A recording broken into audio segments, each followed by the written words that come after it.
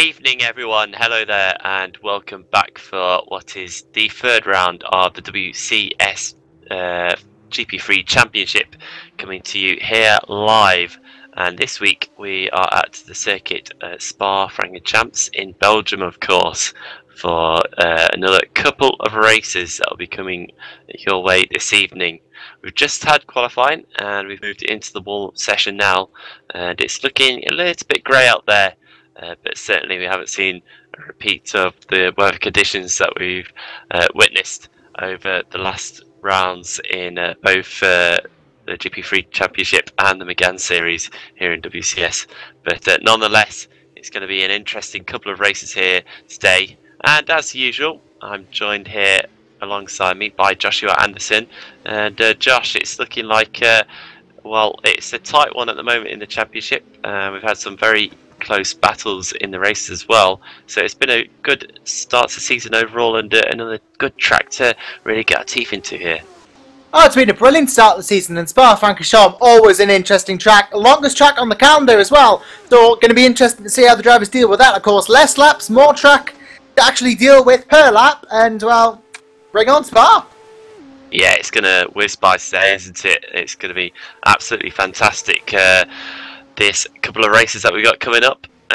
So let's have a look. Let's go straight into it then, because we've got about 8 minutes of warm-up left. Like I said, we've already had qualifying, and the guy who managed to get pole position in qualifying was none other than Wupke Hoekstra, who of course picked up his first win of the season last time out in race 1 at the Red Bull Ring.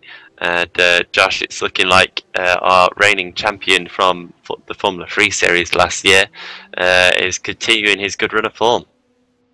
Yeah, really good run of form. He's not showing any signs of weakness so far. I mean, he's Wupke Hoekstra second in the standings, which is impressive in its own right coming into this round, and Tobias Olsen, the only person ahead of him. But yeah, he's had some good results. Race 2 in Austria, perhaps a slight shortfall, but you know, either way, he can be very proud of how he's done so far this season and how he's going to continue to go.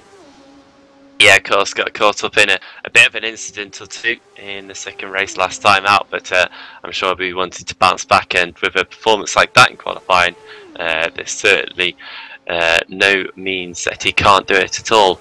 Just looking down the order then, Daniel Brewer was in second, with Stefan Ruart in third, and they were both about 4/10 behind Hoekstra, so a commanding lap by Hoekstra in that qualifying session. Really set himself apart from the field, and what has been pretty close for the rest of the field certainly wasn't the case at the front, just showing how good of a job he managed to do in qualifying. Daniel Sharanku was in fourth, with Chris Shepherd in fifth place, and Sven de Vries getting sixth after also having a good time in the Red Bull Ring, of course, winning race 2 last time out, and for Positive Sim Racing and himself, he'll certainly be looking to continue here today.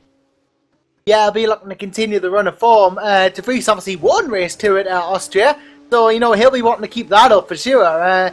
But yeah, Positive had a very good run out last time, 1-3 in race 2, and well, they'll be hoping to keep that going, and De Vries and Brugman will won again on Olsen and Hoekstra in the driver's standings as well, and Positive, of course, leading the teams coming into this. Ice Cold to want to challenge them, and it could be a key round in the championship, this. It certainly could be. De Vries is about 0.8 of a second off Hoekstra there in qualifying, with Antonio Heljanovic behind him by only 1/1000th of a second. Pretty close between those two. In 8th place then was Tobias Olsen, our current championship leader, who's yet to pick up a win this year, but he's had 2 seconds and 2/3 to go against his name, and that's been incredibly consistent driving by Olsen. But not too good in qualifying today compared to his race performances, so he'll be hoping to move up the field a little bit come race time. Yeah, hopefully come race time he'll be able to move up the field a bit. I mean, some people are just better racers than they are qualifiers. I'm a prime example of that, but yeah, let's gonna see what goes on with the climb up, and of course, if there's any rain as well, that'll come into it as well. The skies are looking a bit cloudy, but of course, if it rains, the whole rule about you must use both compounds of dry tyre, that goes out the window, and they don't have to worry about that anymore. But so far, there has been no rain. No, there hasn't, has there? It's just looked a bit uneasy overhead, and you're absolutely right about the two-tyre rule, which is new for this year, in case you have just tuned in for the first time for the GP3 season. You now have to use both sets of tyres, a soft tyre and a harder compound tyre, for the race at some point in the race, and that's just been able to spice things up a little bit. We didn't see it last time out in the Red Bull Ring, of course, because of the wet weather, so this is only going to be the second round where we've had to utilise the rule, so it's going to be still, I think, a bit of a dark one, a bit of an unknown really about how it's going to all pan out, and that's just going to add to the excitement a little bit more as well. Yeah, well, Spa's exciting enough, never mind all the other excitement we're going to have throughout this series and the uniqueness of it. It is an absolutely unique track, isn't it? Such a long track, so many long straights, but so many fast and winding corners as well. Great amounts of undulation. Fantastic fantastic track, I should say, to watch any car go around. So just looking a bit further down the field in qualifying as well, I noticed that the second positive sim racing driver of Lars Brookman was all the way down in 17th place. He only got out for 4 laps, so probably only got 1, maybe 2 actual qualifying laps in, but Josh, that's not where he'll be wanting to start today, and he's certainly given himself a big disadvantage to start the weekend off. He won't be massively pleased with it, but this is Lars Brookman we're talking about. He can make absolute miracles happen sometimes, and Lars, I'm sure, is the first person who's going to be climbing up the order come the race, and especially because it's a 40-minute race, over that length, it won't impact him that badly. I'll let you positive there, Josh. That's great to see. We might as well just start from the back of the grid every race, and we'll just watch him come through the field. That'd be certainly exciting. Probably still find a way to win. He probably would, wouldn't he? Yeah, there's no doubts about that. He's a very, very good driver. But just looking at the rest of them then, it looks like I can't see any new names here today. I'm sure you'll probably correct me on that one if I have missed anyone, but we have got quite a few familiar faces returning, and a few guys who only competed last time out, like Menno Glant and Jonathan Holmes, who have returned for this round as well. I see that we've got one further down, Theodoros Ezroglu. He's here today.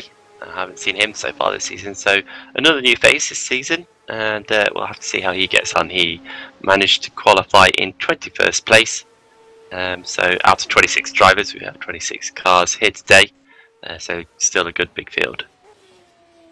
Yeah, big field still. We got 26 cars on the starts for the looks of it, and that's fantastic because, you know, it just goes to show how popular the GP3 Series is here at WCS here. You know, really massive improvement over the cars from last year. We got obviously all new cars, all new engines, all new driving experience, obviously the new rules as well. A lot has changed and it seems to be going down positively, and that's always a good thing. Yeah, I think I haven't really heard too much in the way of grumblings about the cars, which is great to hear really. It's definitely been positive stuff all around, and one of the problems of last year was how hard the cars were to get around the corners, how unpredictable that they could be. I think we really saw that in a lot of drivers making mistakes and spinning off, even the guys that you'd least expect to make mistakes made mistakes, which was good to see that the cars are difficult to drive, but sometimes it can be a bit too much if they're too unpredictable. But this year I think it certainly seems to be the case that the cars are more to the driver's liking, and hopefully that just means that more of these guys are enjoying their racing. We've certainly enjoyed the action that we've seen so far this season, and a track like this, it's certainly a big track for these smaller cars as well, so we're going to see a lot of drafting probably down some of the long straights, so it's going to be plenty of places to overtake, Josh. Yeah, quite a few overtaking opportunities, such as the nature of Spa. I think this is going to be a stunner of the first race, 40 minutes long of course, or however many laps there is, whichever comes first. And well, if the race is wet, then they won't have to use both tyres. If the race is dry, they will, and it's going to be very interesting to see how these guys go, especially if it does start raining. Yeah, it's going to be interesting, that one. See if there is going to be any rain at all in this race. Like we said, it has been dry so far. The sun is just shining a little bit right now, not too much, but certainly it looks as though we got to the end of warm up and most of the guys have peeled back to pits. Jonathan Holmes has taken the fastest time of the session with a 2-minute 2-second time, about 10th of a second faster than Tobias Olsen, but of course only 11 drivers set any kind of lap time, and only a few laps done by each of the drivers, of course, because it's such a short session and the track is so long that 5 laps were pretty much the maximum you could get out of this one. So can't read into that too much, but it shows that a few of the guys are looking like they've got some decent race pace nonetheless. Yeah, a lot of these drivers shown that when it comes to race scenario, they can hold their own with the best of them, and I just can't wait to see how this goes. Can't wait to see how this goes, to be honest, because this is always a good race, Spa, and I don't think this one's going to be any different. No, I don't think it is at all. I think it is all. I'm fully prepared for this, and I really can't wait to see what's going to happen. I think the run down to turn 1, and then all the way through Eau Rouge, and then on to Les Combes, I think that's going to be a fantastic little scrap on the first lap. And well, everyone's pulled back to pits now, and the positions are all set. So fingers crossed we're going to get going in a second. Yeah, in a second we should get going, obviously, and well, the grid's been set. Obviously, some penalties have been applied from qualifying, so we'll go over the grid in full when the race actually starts. But yeah, obviously the people who've got penalties will have to deal with that. Those who don't, and I will shake the grid up a little bit, but it's going to be reasonably similar to what it was before. Yeah, a couple of penalties here today. Not usually what we've seen. WCS isn't usually too many penalties handed out, so yeah, it's going to affect a couple of drivers here, isn't it? But well, they're just good to deal with it, and at least it's a good track to overtake on. It could be worse. It could be Monaco. That would be a disaster to take a penalty on. Yeah, you take a penalty at Monaco, you may as well start from Melbourne. I like it. I like that one. Brilliant. Right then, it looks like we're about to switch over, and we'll see. What do you reckon, Josh? Do you reckon Tobias Olsen can pick up his first win of the season here today? He's done an impressively consistent job so far. I'd like to see if he can. I'd definitely like to see him do it. I think, Olsen to take his first win would be great. He's had 2/3 and 2 seconds, so the win is the kind of logical progression from that, but you never know what's going to happen at Spa, so we'll have to wait and see. Yeah, we will, won't we? We'll certainly have to wait and see. I'm just looking through the field as well, and if I'm not mistaken, unless I'm not seeing it, I can't see Roy Schroten here today. Roy Schroten, yeah, you're right, I don't see him. So that's an interesting one. Of course, Roy, currently 5th in the championship, picked up a win in race 2 at the opening round in Melbourne, and had a good time, a decent time out as well in the Red Bull Ring, getting some more points in the bag. But doesn't appear to be here today, so that's going to affect his championship challenge. He was doing all right in the championship, of course. With that win, that certainly helped him out. But he's not here. No, he's not here, and that is going to hurt his championship standing, but obviously with being early, he's got a little bit more time to make it up. Actually won a race, obviously, this season so far, Roy Schroten, race 2 in Australia, so it is a shame we don't have him this time around. Yeah, I think we've got a couple of issues here, Josh, haven't we? Sven Reese has just messaged us in, there'll be server reboot. That explains why I just lost connection. Right, good. I was getting worried then. I dropped down to have a look at a few of my notes, and all of a sudden I couldn't see R-Factor 2. So I was thinking, am I seeing things? I could not see it, but no, it's disappeared. So don't worry, guys at home. We will be back. I think it's just a momentary issue. But we'll better to get it out of the way now. Yeah, absolutely. It would have been much worse if we got around a lap or two, wouldn't it? Yeah. Then we would have had racing, then we would have stopped the race. At least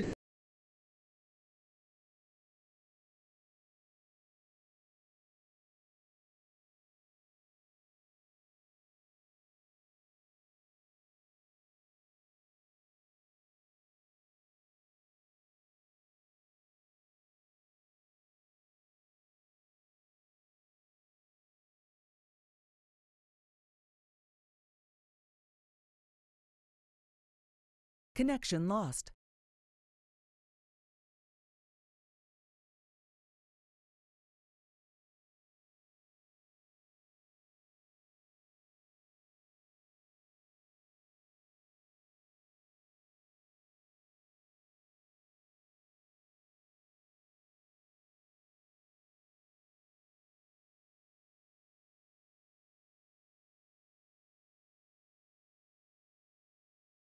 Error.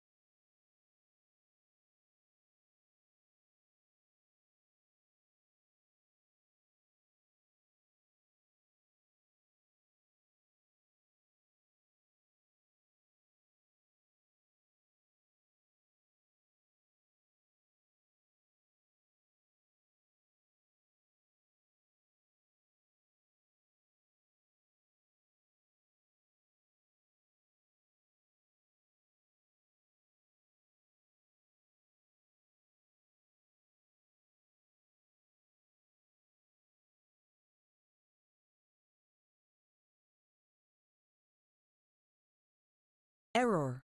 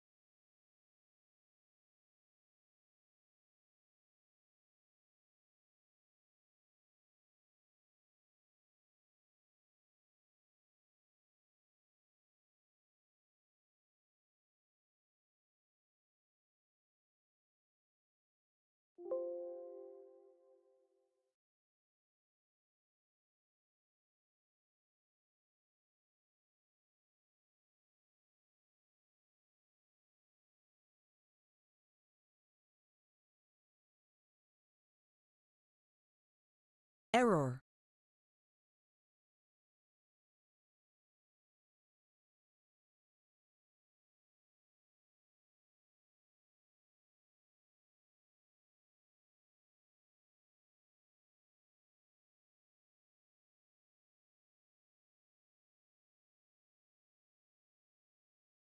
Error.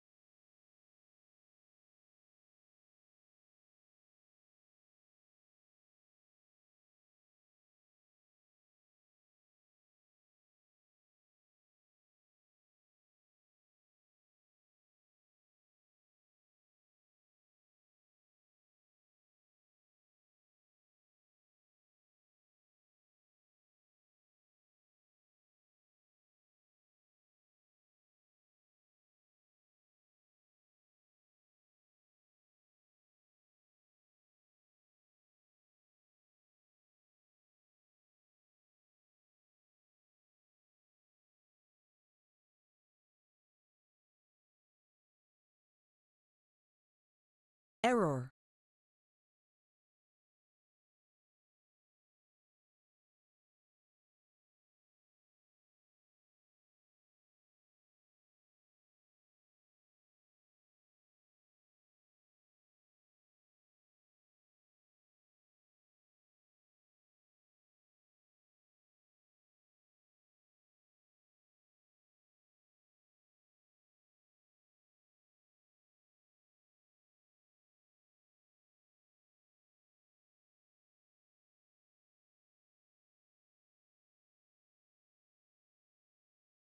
Error.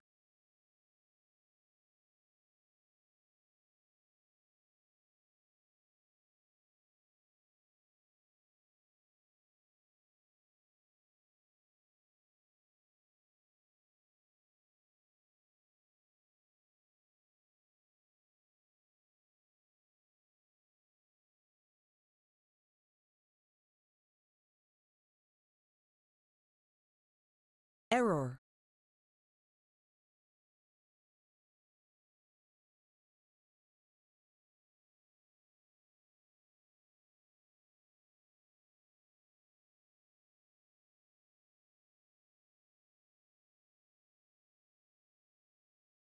Error.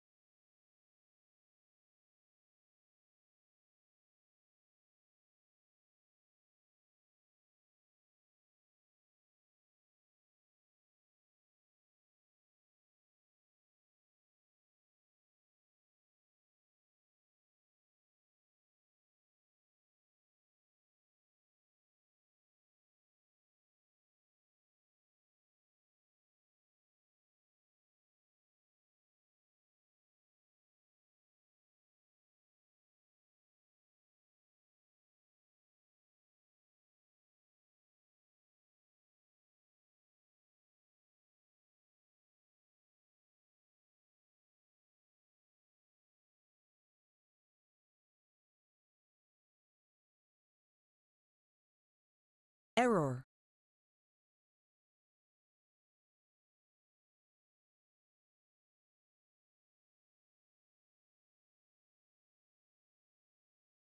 Error.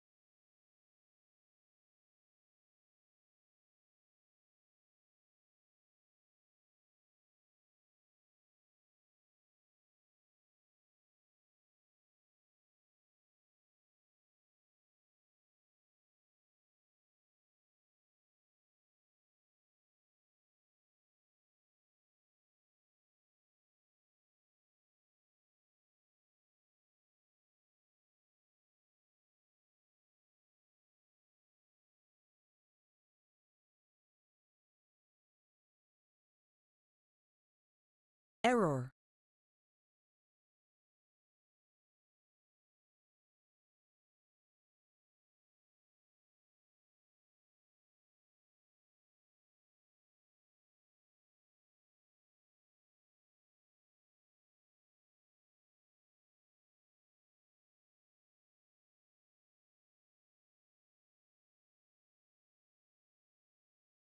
Error.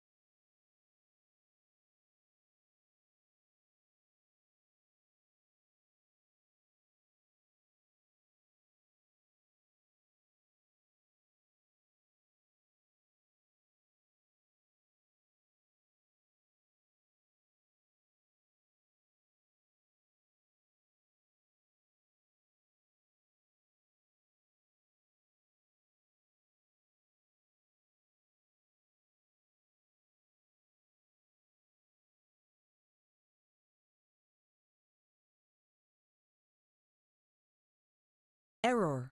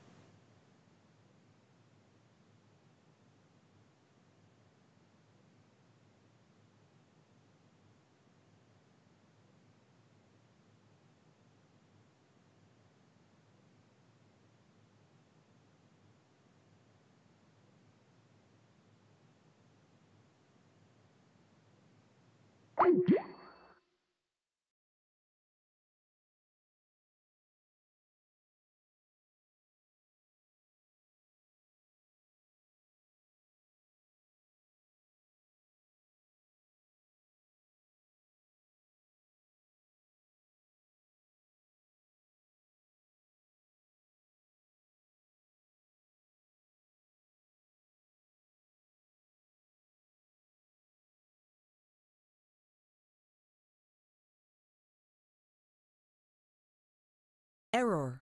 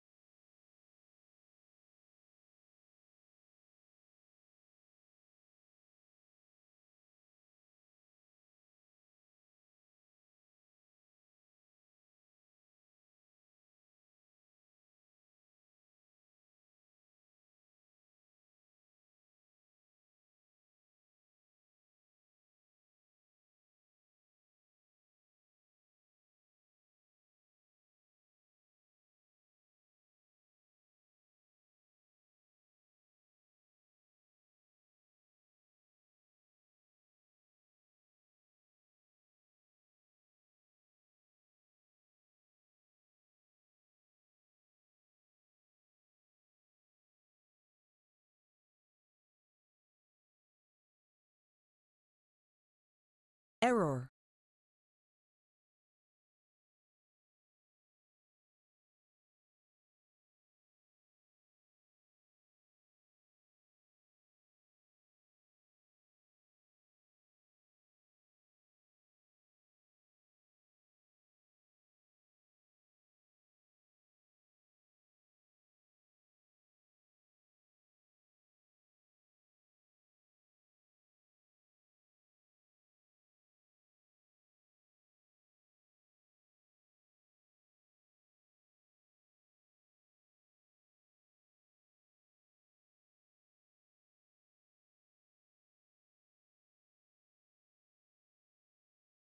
error,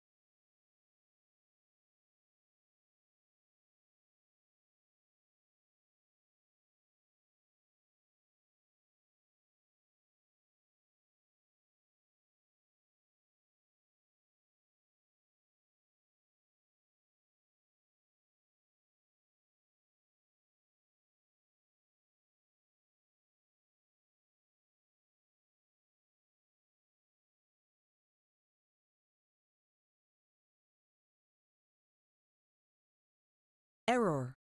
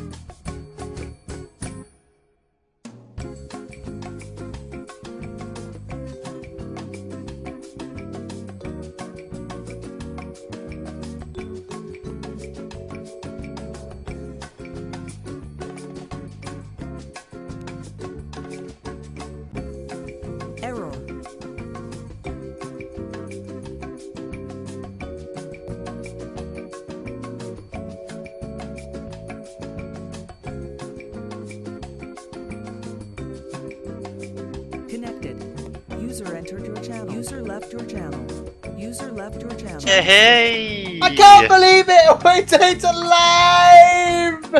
Yay! Wow. Plus, we're on the air.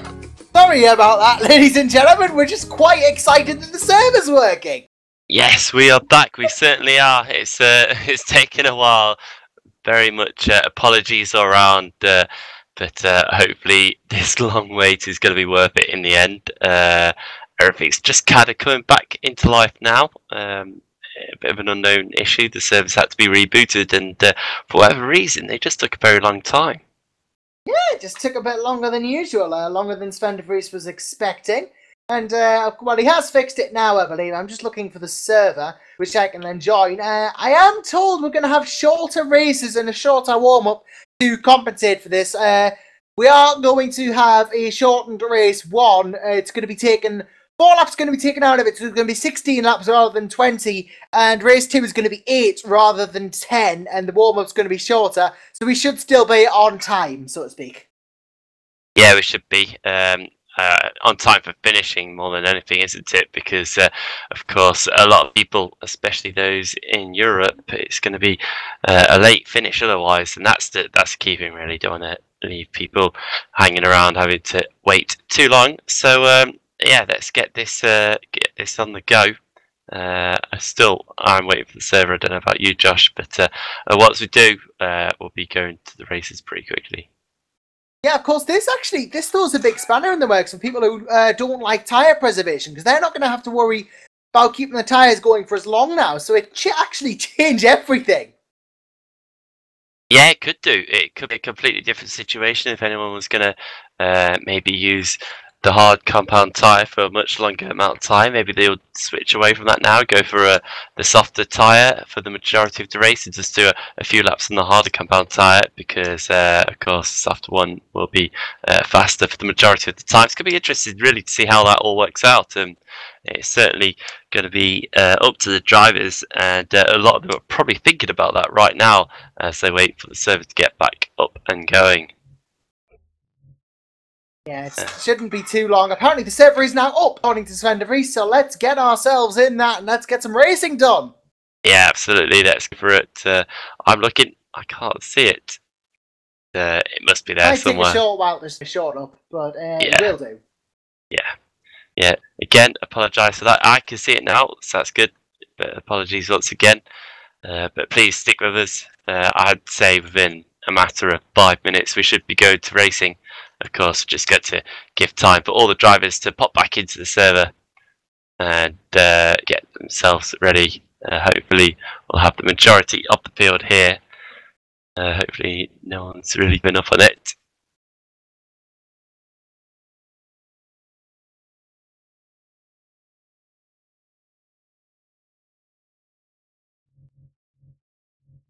Right, I'm just coming back in now, and hopefully we'll see most of the guys there. Of course, Wopke Hoekstra took pole position in a qualifying session quite a while ago now, it feels, but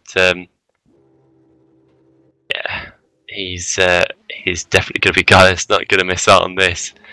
He's got pole, he's going to be there and get ready for the racing. So looking down the list of everyone that's got in so far, we've got 17 drivers so far, so we're still waiting for about 9.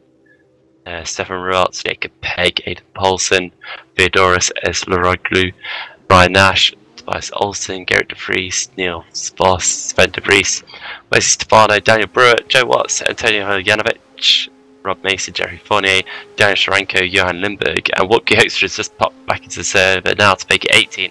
So it looks like, Josh, that a lot of these guys are still going to be around and still going to be here for it in race 1.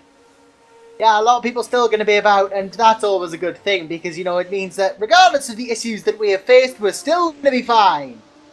Yeah, absolutely. Rennick Hoekstra and Chris Shepherd also joining in the fray.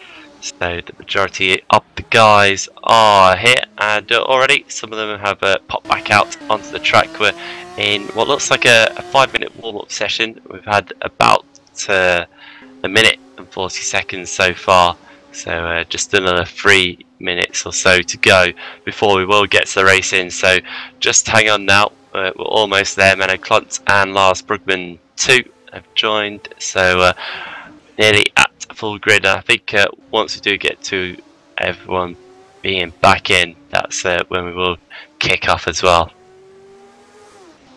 Well, I think this is going to be worth it, to be honest. I think it's been a long wait, but that never stopped the racing being good. No, it's certainly not. It's not a bad thing for some of these drivers. It's given them some more time to prepare. I don't know about you, Josh, but would be a great time to just do a few more laps. Admittedly, not in the same conditions, but you know, a few laps better than none, especially if some of these guys haven't been able to get the practice in that they would have liked before today's races.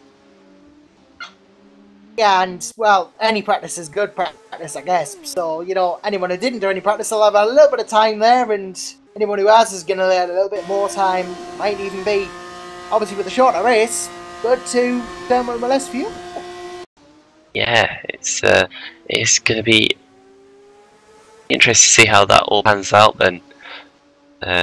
It's difficult to work out the fuel at the best of times, but now drivers are going to have to work this out as well. It looks like we're going to be having 16 laps then for this race.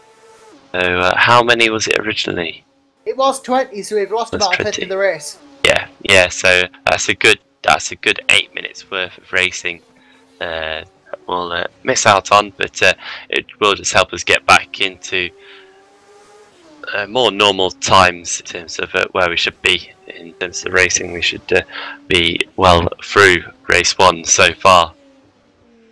Yeah, at this point we'd be quite a wait to race 1, so you know, it's a slightly shorter race because of the problems that we got, but it should still be good, should still be entertaining, and no reason why there shouldn't be good things.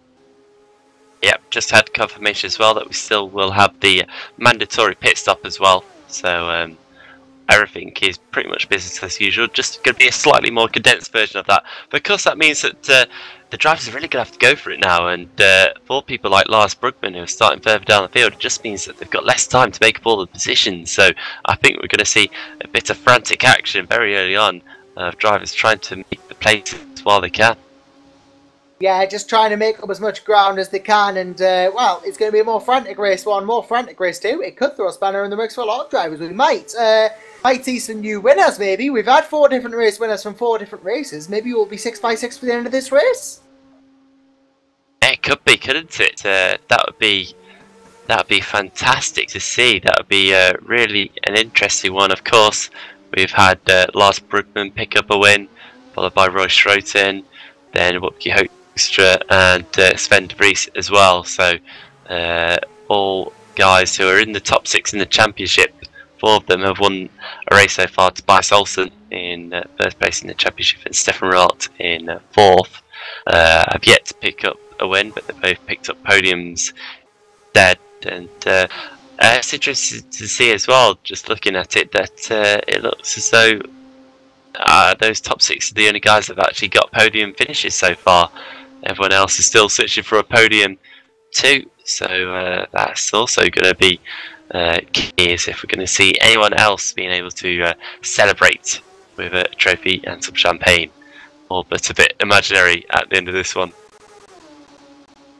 Yeah, by the end of this race we might, you know, have some new podium setters. Who knows? We'll have to see. Yeah.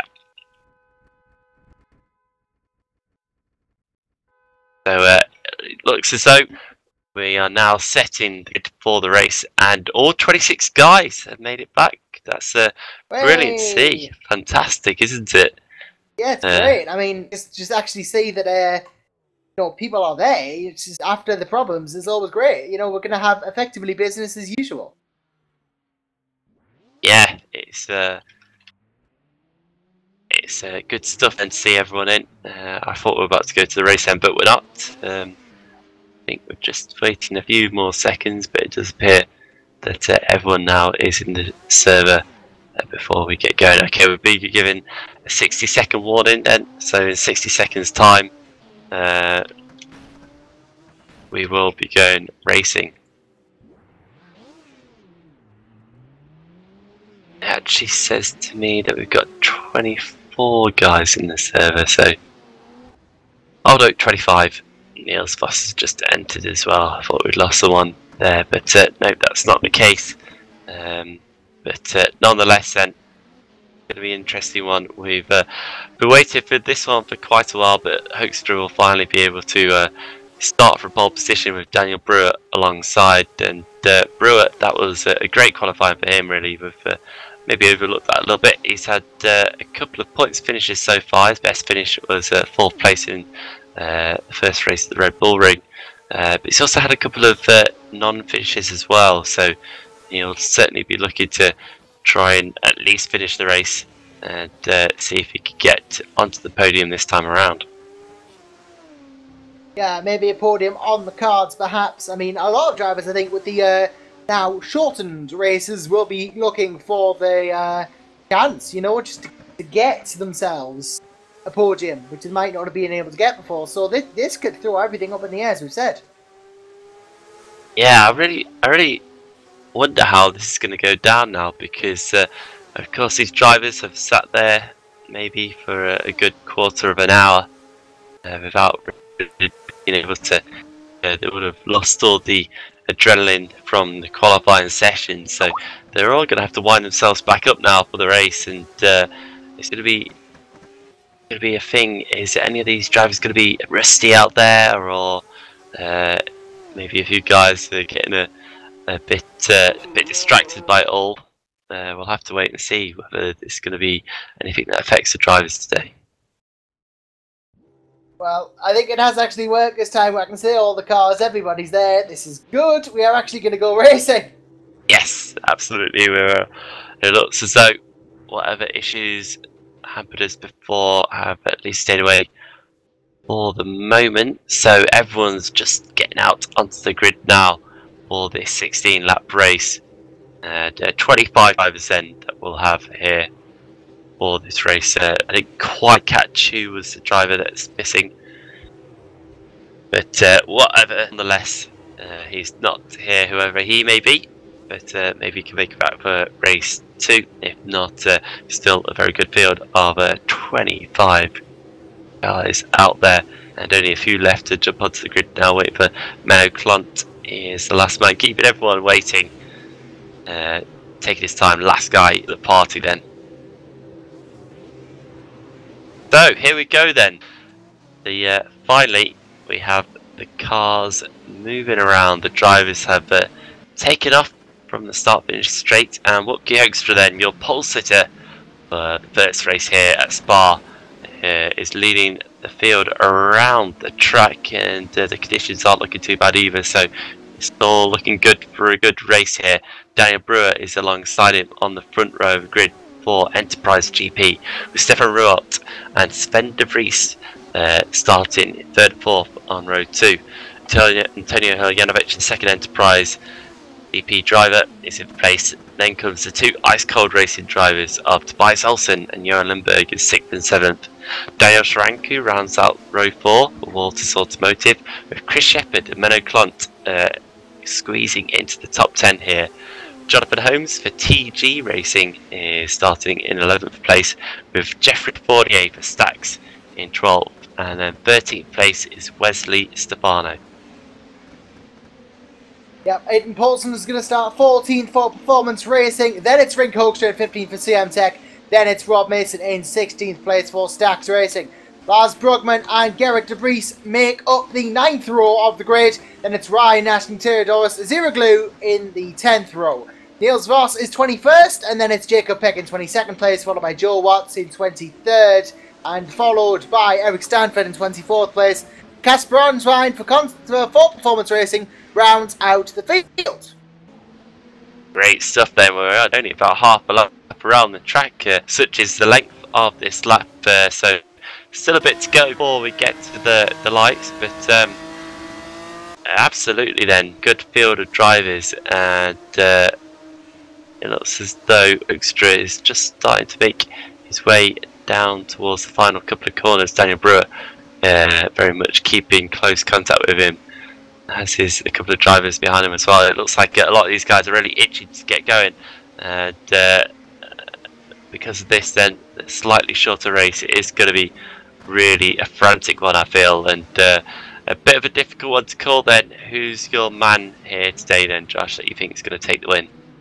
It is a difficult one. I think personally, looking at the field and people who have done well, I cannot rule out a win from none other than our reigning champion, Whoopie Hoekstra, from pole number 1, qualifying on pole. Can't really rule it out, but Tobias Olsen, who is pretty much maximum attack all the time, from 6th could be a threat too. Yeah, he certainly could be, couldn't he, from that 6th place starting position. So it looks like, of course, Daniel Sharanko and Chris Shepherd have both got penalties here because they actually qualified much higher up. But I'm going to go for Stefan Rualt. He's going to be my pick. I think he's going to pick up his first win of the season. It looks as though a couple of guys just not quite getting into their grid spots. Yeah, Antovan is just lining up now, but Rualt is well placed. Oh, he absolutely is. He's got a good view of the top 2 guys then, and he's got a good view of the lights because here they come. The 5 lights are on.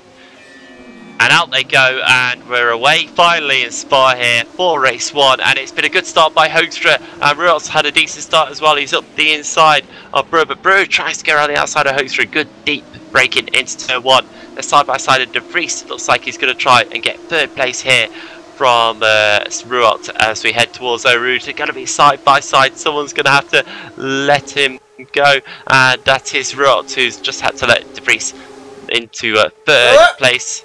And up front, Brewer has now gone around the outside of Hoekstra through Eau Rouge, and coming out, he gains a position. Hoekstra immediately falls in behind him and picks up the slipstream. How he's going to try and go around the outside through Lecum. He's going to have the inside for the second part of the chicane, but just lost his footing a little bit, got a bit sideways, and behind him, De Vries is off big time. That's a huge crash. Ruart's in it as well, and I think someone else is caught up in that one. Might have been Jonathan Holmes or Sharanko. I didn't quite catch who it was, but it looks like both of them have got back going. But De Vries and Ruart have lost a ton of positions there, and they have to do a bit of a fight back then. So Brewer leads, Hoekstra in 2nd, Tobias Olsen up to 3rd from 6th place. A great start by him. Antonio Janovic in 4th place as well, Sharanko in 5th, and Jonathan Holmes looking strong in 6th from 11th place. That's not a bad start by him at all. Not a bad start at all. I didn't actually see what happened there. You might have to go back and check that for us, Sam. But yeah, Daniel Brewer leading this race at the moment. In P1, Hoekstra under threat from Olsen. And, well, that's not going to be what he wants. Tobias Olsen right behind him. We all know how hard he likes to charge, and he's going to give it a big to the right here. Going to try it on the outside of Blanchimont. And if this works, well, it'll be one of the best moves of the season from Olsen. He's managed to hold it beside him as they come into the bus stop. Yeah, it's side by side, and here comes Janovic as well to make it wide. This is fantastic stuff into the bus stop chicane. Oh, and Hoekstra's got off the track. He's come back on, and Olsen's beat time of Janovic. Hoekstra has to cut the corner, and somehow Olsen keeps it pointing in the right direction, gains 2nd place there. Janovic is back into 4th after all of that. It looked like he was going to get 2nd for a moment there. Great battling by those drivers, and I can't believe that all of them managed to come out of it without losing it, although Janovic has just made a mistake coming out of the first turn and lost a huge amount of ground now, and suddenly he's got Sharanko all over the back of him. Well, that was not without controversy, that overtake, but Olsen into 2nd, Hoekstra on the outside, though, as they come down the Camel Straight. Going to go into Lecum. This could be interesting. It could be. They're going to be side by side and behind as well. It looks like a good battle brew between Janovic and Sharanko. And here we go then. Hoekstra looks to the outside of Olsen, not quite on there. Janovic has to relinquish the position to Sharanko. We got the inside of Lecum, so another position gained by Sharanko. An impressive start for him. And De Vries recovering there in 6th place now, ahead of Jonathan Holmes. Yeah, 6th at the moment, and well, De Vries on a nice little charge here ahead of Jonathan Holmes. He was having a great race here, Holmes. He's having a brilliant race, back to his brilliant best as we know him to be. A good start here, going to chase down Sven Haranovic, obviously Sharanko ahead, Hoekstra and Olsen. Daniel Brewer has made the most of his good start, though. He's charging to the win. Yeah, he's completely gone. We can't even see him. He's that far ahead. 3.2 seconds he's got as his lead after a lap and a half of racing. Imperative start there by Brewer, and Olsen is still under pressure from Hoekstra here, so certainly doesn't seem to be looking forward, definitely looking backwards more than anything right now, as is Sven De Vries by the looks of it, because he's got Jonathan Holmes all over the field as they head to launch him on here. And Holmes is up the inside. Oh, it's pretty wide. Great move there, but is that Klont? No, it's Johan Lindberg, I think it is it? No, I can't work it out. It is Holmes. Sorry about that. Get my drivers all mixed up there. Holmes then gets the position back from De Vries into the bus stop chicane, but De Vries has the inside line, next side by side, coming out the corner and down towards La Source. I think it's going to be a continuation of this battle, although De Vries has just fallen back and now having to defend from Menno Klont. Yeah, he's fallen back a bit, and Klont is there. He's on the outside. Johan Lindberg wants a lot of this, but he can't get any. It really is a good battle going on here. Blue Voss TR Motorsports versus Positive Sim Racing. Klont versus De Vries. Both drivers giving it absolutely everything on Bureau Rouge. Klont has got the back bumper of De Vries there, and Holmes ahead of them is getting caught up as well. This is going to be a three-way fight. Yeah, there's battles all over the track now. Hoekstra and Olsen are going side by side, and Hoekstra takes the position back. He's in second. Shranku has pull from Hiljanovic, and it looks like De Vries is going to get Holmes, and Klont is trying to follow him through here. Oh, wow, he's got that position. Oh, who was that in the background? Someone's gone off big time. That's Johan Lindberg. He's gone off coming out of Lecumbe there into the gravel trap, and he's down to 14th. Yeah, big off for Lindberg. That's not going to help his cause any. Paulson's now chasing the whole Holmes Klont De Vries train here. He wants part of it. That's Stefan Ruhl, as does Wesley Stefano. This is becoming a huge train. And they're all battling for position here. Ruwald, Paulson, Holmes, Klont, De Vries all want it. Olsen and Hoekstra going for second and third as well. Shranku and Harlovic for fourth. Meanwhile, Brewer's just walking it. He is. His gap is bigger and bigger. It's now 3.8 seconds here, so it looks like Klont has lost out of position here to Holmes. Holmes is back up into 7th place, so must have been a mistake or something by Klont to lose that one, and it looks like Holmes is going to try and go back on the towards De Vries as well. Hoekstra, meantime, has managed to hold on to 2nd place now and starting to gap Olsen just a little bit, so maybe he's starting to get his rhythm here and getting going.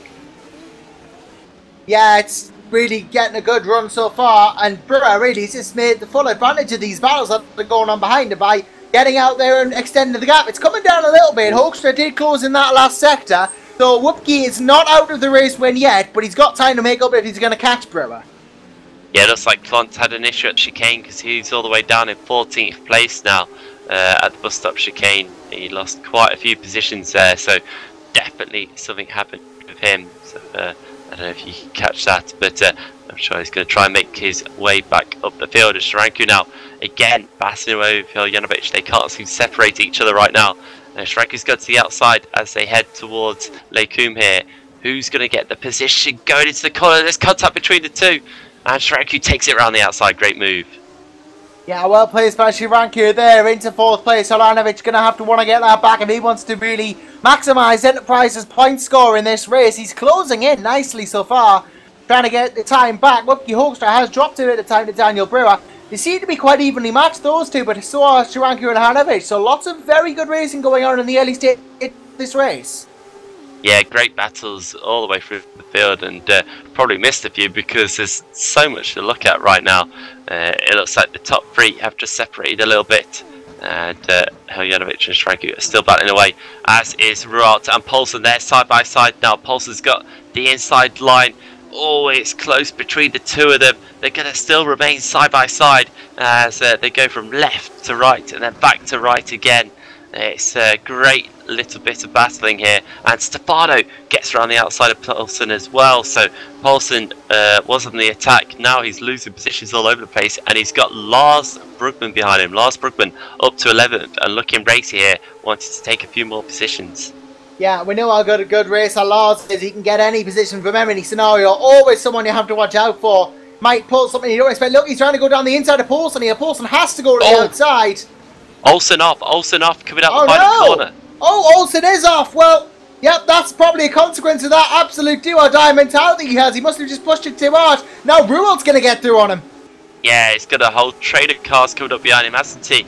as he breaks into turn 1 and he's tried to go back up the inside and Ruart straight away. They bash wheels through the first turn, and coming out also just gets a bit loose there and has to slot in behind, and that's giving Stefano a chance now. He's going to be right on the gearbox as they go through Eau Rouge and up towards Lake Coombe.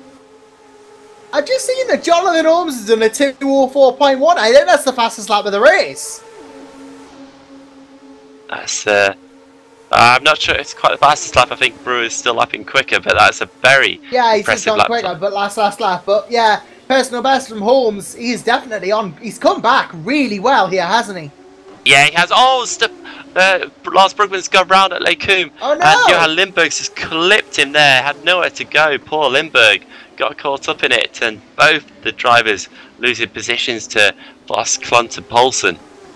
Well, nobody is safe, it seems. But yeah, interesting times for sure from Daniel Brewer there, and well, it'll be interesting to see how Brewer makes the most of this. Because look what he's doing. He's just pulling out the gap here and to Hoekstra.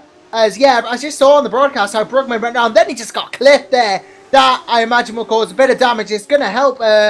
It's not going to help him, but it's probably going to help people who are fighting him. And as I was saying, Daniel Brewer especially, he doesn't have to worry about Lars Brugman coming up the field, and he's just pulling this gap out of Hoekstra. That's all he has to do. Yeah, I don't think Brewer really needs to worry about anyone right now. He's so much quicker than anyone else. Hoekstra's 4.7 seconds behind, and that gap has only seemed to be grown at the moment. Jonathan Holmes, though, has caught up to the back of Herjanovic here into the final bus stop chicane. Oh, look at that. Shranku missed a chicane as well, so problems for him. And that means Herjanovic is all over the back of Shranku again, and this suddenly becomes a three-car battle for the final podium Poulsen position. And Olsen off. I've just seen Poulsen and Olsen go off there. Olsen's made it into the pit lane. Must have damaged that car. In fact, yeah, it must have damaged somewhere along the line. But Aidan Poulsen has not got into the pits. Ah, yeah, it's a disaster, isn't it, for Tobias also right now. He's dropping right down the order. Look at this, Shranku, Herjanovic, Holmes, all battling out for third. Yep, Herjanovic going to go. Oh, Holmes is going to go for both of them. Oh, it's pretty wide here with Josh. What's going to happen here? This is going to be mental stuff. Oh, and Holmes is taking them both before the corner. Here comes Shranku though, down the inside. Give it a contact there, but Holmes on the inside. Oh, and there he goes, right he goes, but he's held by Herjanovic, who then has a pop of Shranku. And then look at Sven de Vries, he's gone off as well. There's more contact. And Ruart's contact too, but he's gonna take advantage. He's on the fourth. This is madness. This is absolutely crazy. There's about 5 caught up in that one, and somehow Shranku has come out with third place. Ruart's now into fourth. I bet he can't believe it, what he's just witnessed. He's gone from 7th to 4th in the matter of a corner. Incredible stuff. Holmes is in de Vries is 6th. Wesley Stefano is in 7th. So Herjanovic really lost out because of that. He's down to 9th. And then Gerald thought he was on for third there. Now he's down in 5th. He'll be living with himself, but Ruart will be happy as anything. He's managed to gain loads of positions because of that. Yeah, he's going to be complaining of bad luck, isn't he? Is Holmes, but Shranku managed to survive it all and take that position. It would be interesting now. Will Ruart be able to catch him? What about Holmes and de Vries as well? They all had a chance of getting that podium position at one point, and now they've just spread out a little bit. But I think this battle is certainly not over yet. Oh, it's far from over, and as I'm just watching Herjanovic versus Poulsen now for 8th. This could be an interesting one as well. Yeah, we got the whole battle going on here, but here comes Antoni. Whoa, he's just took so much more speed than Poulsen. Round the outside, it becomes the inside. Cleanly done from Herjanovic. You feel he's a man on a mission now into 8th place and chasing down this train, including de Vries and Holmes, who are going for 5th place on each other. Sven de Vries looks in a turn 1, he's going to get it. It looks like he is, isn't he? Holmes just left the door open, and de Vries gets a position then. All stemmed from the bus stop where Holmes just went a bit too deep into the first part of the bus stop, really compromised his line for the second part. But now he can follow de Vries through Eau Rouge here, pick up a slipstream, get back onto his gearbox and give himself a go through Lake Coombe. It looks like quite a few drivers are pitting now, so I think a lot of tyre strategy going on early on here. Yeah, lots of cars obviously coming in for 10 laps on the harder tyre. Holmes has gotten past de Vries on the Camel Straight there. Speed differential he had was immense. He must be running less wing, which means less drag, of course. And that's how Holmes is getting the distance on the Camel Straight. Yeah, he's doing a good job here of keeping it under control in the corners then if he's running less wing, and it looks like his next target then will be Stefan Ruolt, who's just ahead. Doesn't seem to be troubling Sharanku too much at the moment, about a second between those two. Yeah, good to see him back. Jonathan Holmes in the running for the top 5. Obviously an immensely talented driver, as we've said many times before. Great to see him back in sim racing in Alpha Teder when doing so well. Chasing down Stefan Ruolt, who's proven himself to be extremely quick in his own right. So, you know, Holmes has lost none of his talent. No, he hasn't. He's certainly still got it all there, and plenty of it. Just needs to get a good result under his belt for a bit of a confidence boost, and I think he'll be well away after that one. Right now he's on course for it, and amazingly enough, these guys battling for third are 17 seconds off our leader Daniel Brewer.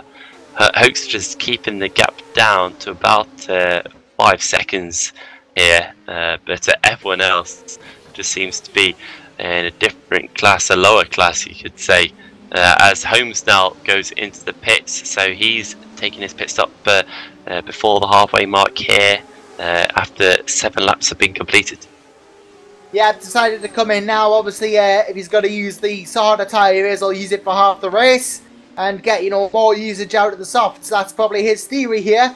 And Whoopie Hoekstra, though, is actually losing time per lap to Brewer. This could be an Enterprise GP win here on the cards. It could be. It certainly be. We'll have to wait and see, of course. Anything could happen, and he's still got to make his pit stop as well. But it's certainly looking good at the moment for Brewer. He's driven fantastically so far, clearly done his homework. Speed that he's got as Sharanku there has all of a sudden got Ruolt all over the back of him.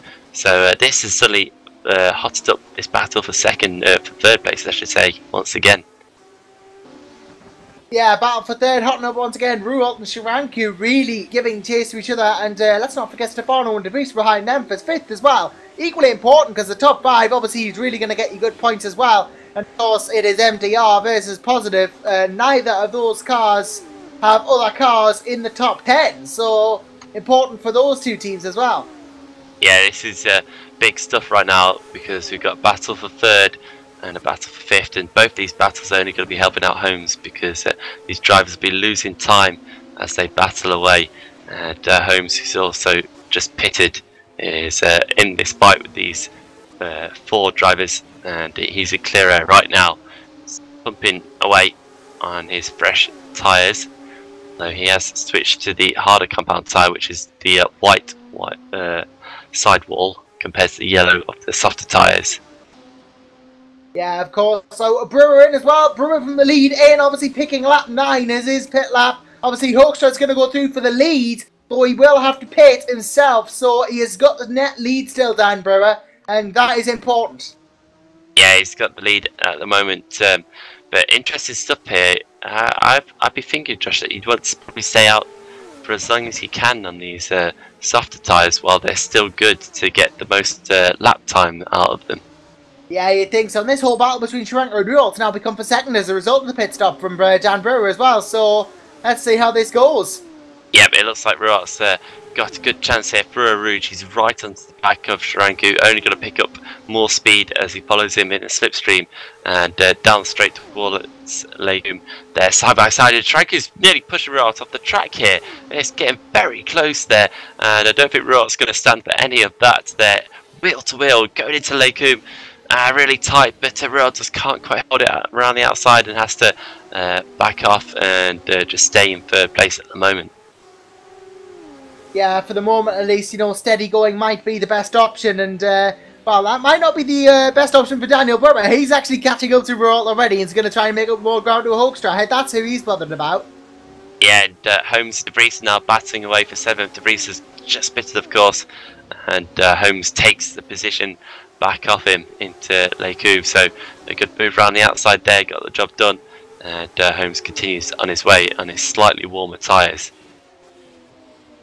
Yep, and well, slightly warmer tyres means slightly easier to use the grip on, and obviously that's going to give an advantage in that sense, but you know, it's all about who's going to get this overall, because you know, pit stops are cool, but if there's problems with Brewer now, he's going to lose his net advantage, so gotta watch it.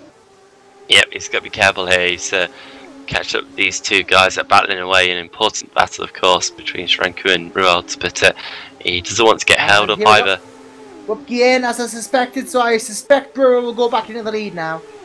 Yeah, it'll be the net lead. We'll see Shranku and Rualt also pit, as Rualt has tried to go around the outside of Shranku into the bus stop, and both of these drivers actually carry on, so neither are pitting just yet.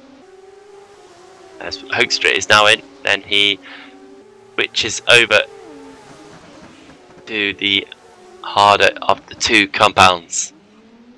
So Shranku still holds on to first, and Brewer's really on the back of these guys now. So Hoekstra comes back out the pits just behind Racing Stefano. Again, another driver still yet to pit here. Yep, still at the pit, and well, obviously they will bump Daniel Brewer into the lead when they do, but he's going for Stefan Rualt anyway. He doesn't want to wait. This could be disastrous if he gets it wrong. I have faith that he won't, though. Shranku and Rualt going for it. Brewer down the outside as well. Oh, there's contact between the two. Rualt just getting his way up the inside. Oh, Shranku's goes straight on at the chicane. Pops back onto the track there, and he's going to hold on to the lead. It looks like he is. Rualt's actually going to lose position here, it looks like, to Brewer, who's going up his inside here into a rivage. They're side by side. Brewer gets the position, then Rualt loses out. And it looks like Shranku's going to hold on. He feels that he was pushed off the track there.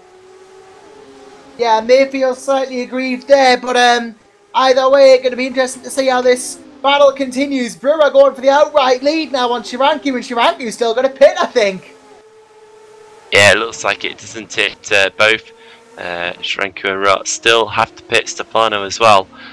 Surely it's going to be sooner rather than later, but they're battling away needlessly with the leader, the effective leader right now. And Brewer will certainly be hoping he can get past Shranku pretty quickly if Shranku doesn't pit, of course. And Hoekstra as well on the back of Stefano now for 4th place, but of course Hoekstra a net second once all the pit stops work themselves out.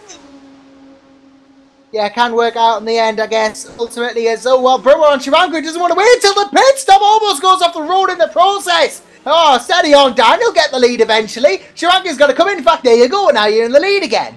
Yep, there we go. It's a nice easy one there. Doesn't have to worry about battling away. Hoekstra got past Stefano, and Rualt has continued on, as has Stefano. So these two going very long in their first stints. Clearly wanted to minimise the amount of time that they will spend on the harder compound tyre. So Shranku's missed his pit box. He's having trouble here. Problems for Daniel Shranku then. This is not good for the Hungarian. He's going to drop big lots of time there. In fact, it seems like, yeah, it seemed like he went into the completely wrong one. And he's going to pull over there now, and oh dear, now he still hasn't stopped. Shranku's got problems. And now he finds it. So difficulty there finding his pit box, and that's a big disaster. Look at the amount of time that he's lost. He's already behind Aidan Poulsen, and Jeffrey Fournier then looks like he's going to get past him. Is he? No, not quite. It's going to be tight between the two of them, but that's all the way down in 13th and 14th place. And for a guy who's fighting for the podium, that's absolutely ruined his race. Yeah, it's really not helped Shranku's effort at all. Down in 13th now, battling with Jeffrey Fournier, and that's a surprise for Fournier. You know, he's very quick. Shame to see him down so low in the grid, but you know, it is a very competitive field. Rualt and Brewer only within about a second of each other, but Rualt still has to pit. Hoekstra is 2.7 off. He's actually gained time on Brewer in the pit stops. Yeah, he has, hasn't he? Definitely closed the gap quite dramatically here. I wonder if Hoekstra is better on these tyres or not. We'll have to wait to see. But Rualt just in the way of them at the moment. Still, of course, he has to make his pit stop here, and definitely leaving it very late in the race. He's got Hoekstra all over the back of him. Hoekstra's got to go to the outside in towards the bus stop. He's Rualt going to put up much of a fight. It doesn't look like it. He just takes the defensive line and pits anyway, so that's Rualt out the way. And it'll be interesting now, where's Rualt going to come out in terms of Olsen and Holmes? Well, it'll be interesting to see where he does, and well, Olsen's just coming around the final turn. Holmes is going into the final turn. Rualt is exiting the box now. Olsen should get through. Holmes, I don't think will. No, it doesn't look like it. Rualt's coming down the pit lane. course, he's going to skip the first corner, and Olsen's completely gone. So that's definitely a position for Olsen right there. Rod exits the pits then, and he's got Holmes right behind him. Holmes is going to get a good slipstream for Eau Rouge. This is really the time that Holmes has to get the position now before Ruart's got his tyres up to temperature. So for Eau Rouge they go.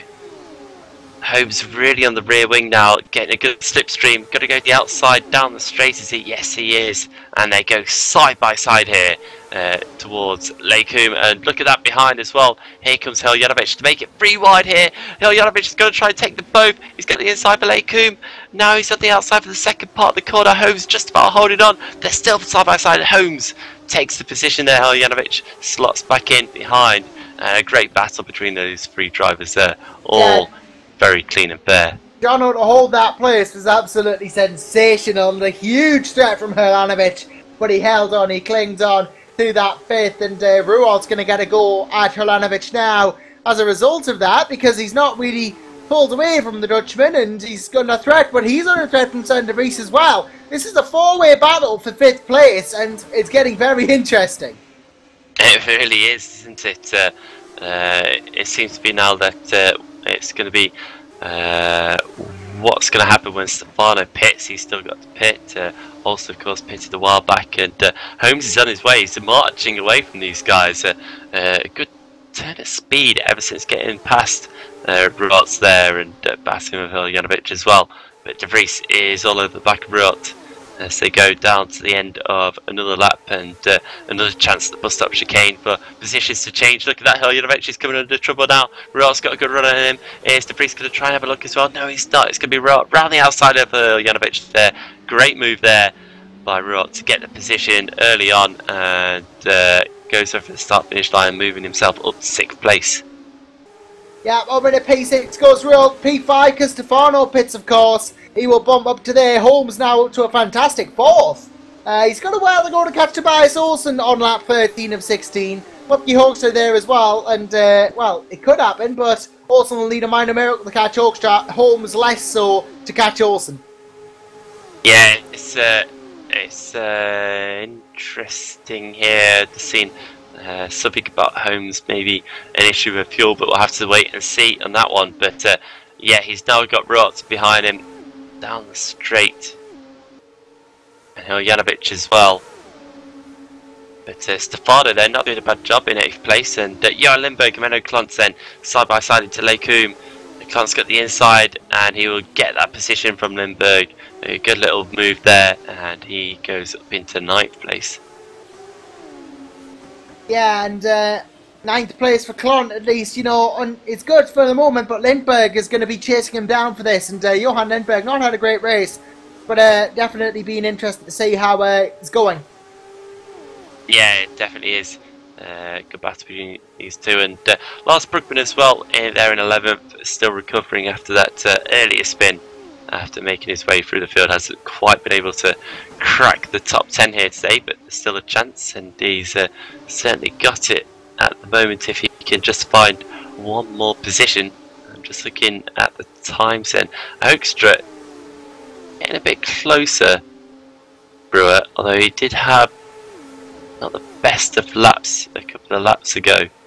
The times are definitely yo-yoing between the two. There's not anything consistent, so interesting stuff. As Holmes now having to defend from Ruart into the bus stop. Ruart's got the inside line for the second part of the chicane and loses out, and Heljanovic is going to have a chance to get past as well. Yeah, Ruart, Holmes, Heljanovic all battling it out. This is a great battle between the lot of them. This is great stuff. I said Spa always throws up good racing, and it hasn't disappointed. No, it certainly hasn't. I'm just looking. I'm hearing that there might be a problem with the amount of fuel that Holmes has got on board, so I'll have to keep an eye on that one. Telling me that he's just sending messages whilst he's racing. Something about looking at his onboard, but I can't see anything there. Anyway, he's side by side with Heljanovic, and Heljanovic takes over that position into Lekum, and Holmes is now back to 6th place. Yeah, 6th place now. He was doing it. It's so difficult to defend sometimes from the hard charges like Ruart and Heljanovic. I don't blame Holmes. maybe for losing these couple of positions. De Vries now down the inside as well. Maybe just not using these tyres as effectively as he could at the moment, Jonathan Holmes. De Vries goes slightly wide, but he's not going to get any advantage from that. Hello. Speaking of tyres going off, Daniel Brewer's losing loads of time to Whoopie Hoekstra at the front. He had a poor lap the last time around, didn't he? And it looks like that's actually continued onto this lap. The gap now is down to 1.2 seconds, but I think that might be even less than that by the time we go across the line. The gap is certainly coming down. Hoekstra can really see Brewer now ahead of him. This is only going to give him more incentive to really push. Yeah, going to give him a real incentive if he's getting just a little bit closer. I think Brewer must either have just had a bad lap the last lap or his tyres are going off. He's gained a 10th in that last sector. Maybe just had a bad lap, maybe went a bit off, but it was he's done a 2:04 and a 2:03, and Hoekstra's been doing 2:02s. Yeah, penultimate lap of the race then. And, well, it's going to be close between these two. If Hoekstra could get a little bit closer, he could have a go in the final lap, I feel. This is going to all come down to whether Brewer can hold on to the nerves or not. That's really going to be the question. How is he struggling? I think what's actually happened here, Josh, is that Jonathan Holmes might have overfueled his car. I think that's why he's struggling for pace right now. Yeah, a little bit, but you know, it's going to be interesting to see how this goes, at least for Holmes, see if he can hold on to 7th now. Yeah, it is. It's going to be whether he can keep Stefano behind him. So the battle's hotting up for 9th, 10th and 11th here as well, because Lindbergh and Clance are side by side coming out of Eau Rouge, and it looks like Brookman's going to try and take both of them here. He's already got up into 10th. He's going to have a look at the inside of Clunt. No, he's not, just going to hold back a little bit, but he's made his way into the top 10 now, finally, and looking to take another position before the end of this one. Yeah, I want another position at least, and well, every single points position that can be made is worth gaining, and Wesley Stefano on the charge on Holmes. De Vries is trying to hold his points position. Has been a sensational race so far. Whoopie Hoekstra's really closing on the Brewer now. It seems to be first and second sectors where we can't hold the gap. He dropped about within 7/10, so he's gained it back. It might be sector 1 where the problems are lying. Yeah, it could be, and that's of course where Hoekstra is going to have a good chance to overtake the get past Eric Stanford there, just getting out of the way at the bus stop chicane, and they'll start their final lap of the race then, and with less than a second in it. Hoekstra's going to get a good toe down the straight, whether it's quite close enough for him to be able to challenge into Les Coomers. It looks like Brewer maybe struggled through the first corner there. It looked a bit of an odd line, but we'll have to wait and see. The gap is actually gone out a bit to about a second now. But Hoekstra's going to keep pushing. This is going to go right down to the final corner, I feel. You feel this is going to go down to the wire, this one. It's such a close battle, and Whoopie could still gain the time. In fact, into sector 1, I do believe, I mean, just looking at it by eye, I think he's actually gained a bit in this first sector, as I say. Yep, he's gained a 10th. He's getting even more. Brewer really slow through the S's there. This is Whoopie's to win now. Yeah, it's through the corners then, isn't it? Through some of these high-speed corners that Brewer's really struggling then. Hoekstra getting closer and closer. He could have a go here at the end of the lap. Bus stop chicane, of course, great place for overtaking.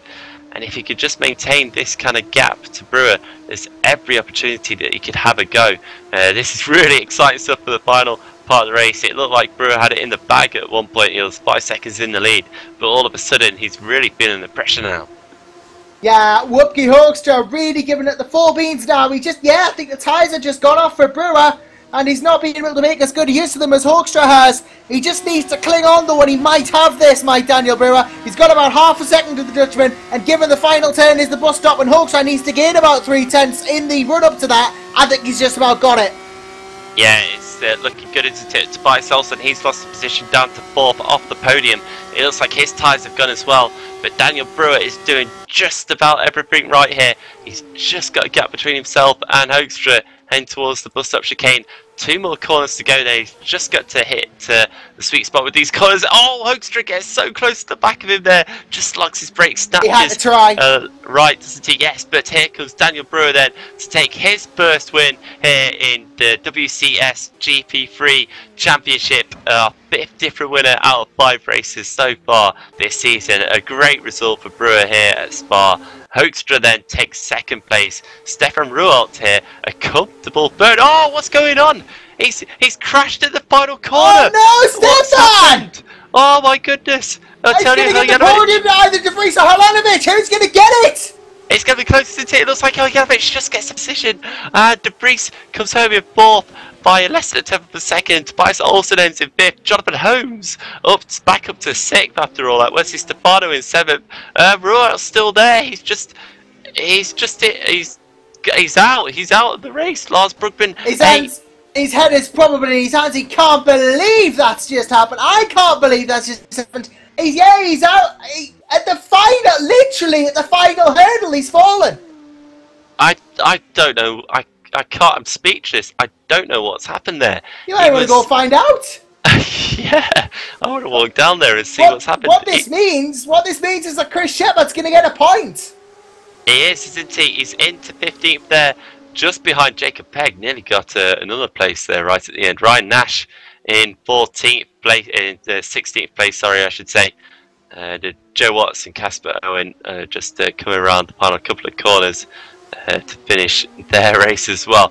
Absolutely crazy there. We've got some donuts going on right now between Brewer and Helenovic, the 2 Enterprise teammates, and that's big for Enterprise there. They'll be thoroughly pleased with that race win, and well, Brewer's definitely deserving of that one. He had such a great start, gaps to the field, and just managed to pull away there. And, yeah, he did a good job of that. I hear you've got some news, Josh, have you, about what happened to Stefan? I'm just seeing in the comments that Holland Racing Team saying his PC froze up right at the end of the race.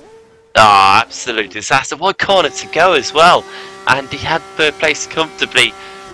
That is the worst of luck, the absolute worst of luck. To lose the podium like that, and it actually means that Rualt in the end finished out the points. He's going to be starting so far back in 19th place in race 2 as well, and the Shorten race 2. It really is double whammy for him. Absolutely terrible luck. I feel gutted for him right now, because I wouldn't want to wish that on anyone who was deserving of that 3rd place. He snatched it right at the end when I think Olsen's tyres had given up on him because he pitted so early on in the race. And yeah, a real shame for that one. But let's look at it positively. Hopefully he can bounce back in race 2. He's got a race to at least pick up some points now. You couldn't make it up, could you, Sam? No, you couldn't.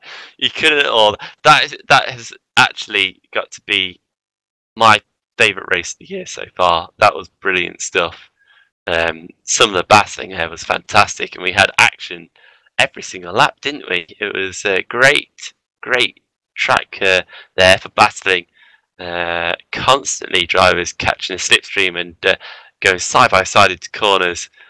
This has been truly fantastic today, but let's not take it away from Daniel Brewer at all. He was definitely the star man to pick up that race win, and his first race win for Enterprise as well.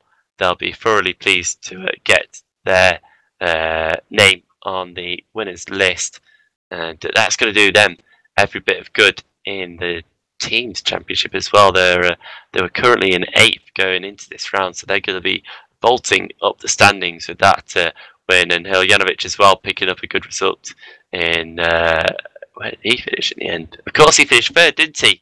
After all that, he managed to just beat De Vries to 3rd, so a double podium for Enterprise as well, and that's big stuff. Yeah, big stuff as well. Double podium for Enterprise GP. I'm sure James Kirk's going to be very happy about that. He will. Maybe we'll get another interview. Maybe one that's a bit better than the one we tried last time with James, but we'll see anyway. Definitely want to hear from Brewer at the the end of the race though, because he certainly looked like he was just having a bit of trouble on those tyres right at the end of the race there.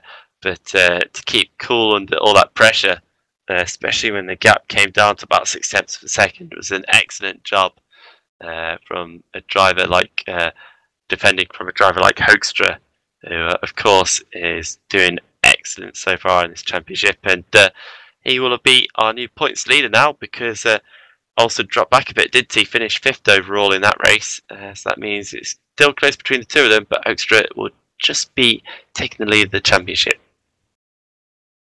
Yeah, just about, and that'll be crucial for him. It will be, but very much still early days in this one. Just waiting to switch over now. I don't know about you, but I want to get you over race 2. I just want to say, if that was race 1, race 2 is going to be 8, and wait, this is going to be a good one. Yeah, well, a shorter race as well for race 2. I'm not quite sure how many laps we're going to have, of course, because the few issues that we had earlier on meant that the first race got cut down to 16 laps. I don't know if we're quite going to go down to 8 laps for a race 2. I think it might be 9, but who knows? We'll find out in a second or so. I think before then, though, we're going to have a bit of a warm-up, a bit of a chance for the drivers to stretch their legs, have a bit of a breather, get a drink, and do whatever they want to do before we go over to race 2. But I think it's going to be a relatively short warm-up as well, just so we're not waiting around too long, because I'm sure plenty of the drivers and plenty of you guys at home don't want to be sat around waiting all night long, although certainly this race 2 is going to be one worth waiting for. Fingers crossed it's not going to be as long as the wait we had for race 1, because that was definitely worth waiting for. A brilliant race. Yeah, that was worth waiting for. Race 2 will be an absolute frenzy. Yeah, it looks like it certainly beat. I think with the amount of battles that we had in race 1, race 2 is surely going to be something of the same. So we've got a 5-minute warm-up at the moment then. No one's really venturing out of the track yet. Jonathan Holmes looks like he's going to go out there, as is Garrett Rees. But now it is just the time, really, for everyone to just get to work and reflect on what happened. As we look back at what was a great race 1, and well, in the end, Hoekstra, it was a very strong race 1, but seemed to struggle at the start of the race there. Josh just didn't quite have the pace in the first couple of laps. I don't know whether that was because of cold tyres or just because he got a bit rusty from the long wait we had, but a strange one. Yeah, a bit of a strange one, but I'm still lost after that fantastic ending. You know, it's just, I'm just trying to see what's just happened. Yeah, it was certainly excellent stuff. Maybe what's not quite so excellent is it seemed to find a way to mount the wall, the pit wall there in turn 1. Very interesting stuff there. Certainly not a productive way to go about your warm-up session, but well, each to their own, I guess. Yeah, each to their own, I suppose, and we'll see what happens with that. Oh, I mean, race 2, 8 laps, 16 minutes. This is going to be even more frenetic than you thought it was going to be. Yeah, it's it really is going to be quite an interesting one, isn't it? Because that is, if you think about it, 8 laps feels super short. It does feel like it's going to be gone in an instant, but it's such a long lap here that it's still a good quarter of an hour's worth of racing at least. But the drivers are really going to have to get on with it now, and well, with this reverse grid as well of the top 10 versing their positions, that does mean that Menno Klont is going to be our pole sitter. So he's had a troubled round previously in the Red Bull Ring, but things certainly looking up for him here today. A good strong 10th place finish there right at the end, of course, helped out by the fact that Stefan Rot had that issue right at the end, meant that he crept into the top 10 at the final corner. But still, him and Lindberg, they're going to be very pleased with that front row start, and something they'll hope to be capitalising on.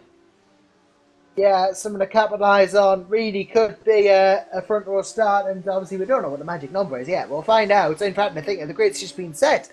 And from it, we can find out exactly who's on pole, and it is Menno Klunt. Yes, Menno Klunt is the pole sitter.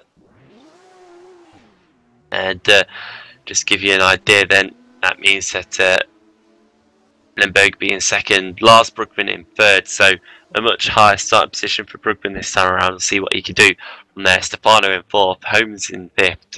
He'll need to get his fuel right this time around. Olsen in sixth, De Vries in seventh, Janovic in eighth, Hoekstra in ninth. Daniel Brewer, our star of race one, will be starting in 10th, but that's going to be interesting. I want to see what Brewer's going to be like in traffic now, because he didn't really have to deal with that too much. A little bit after the pit stop phase here in race one, but not too much at all. So it's going to be a challenge for him, and we'll have to see what he's going to be like, because he's clearly got the pace here today. It looked as though himself and Hoekstra were in another field, really, both finishing nearly half a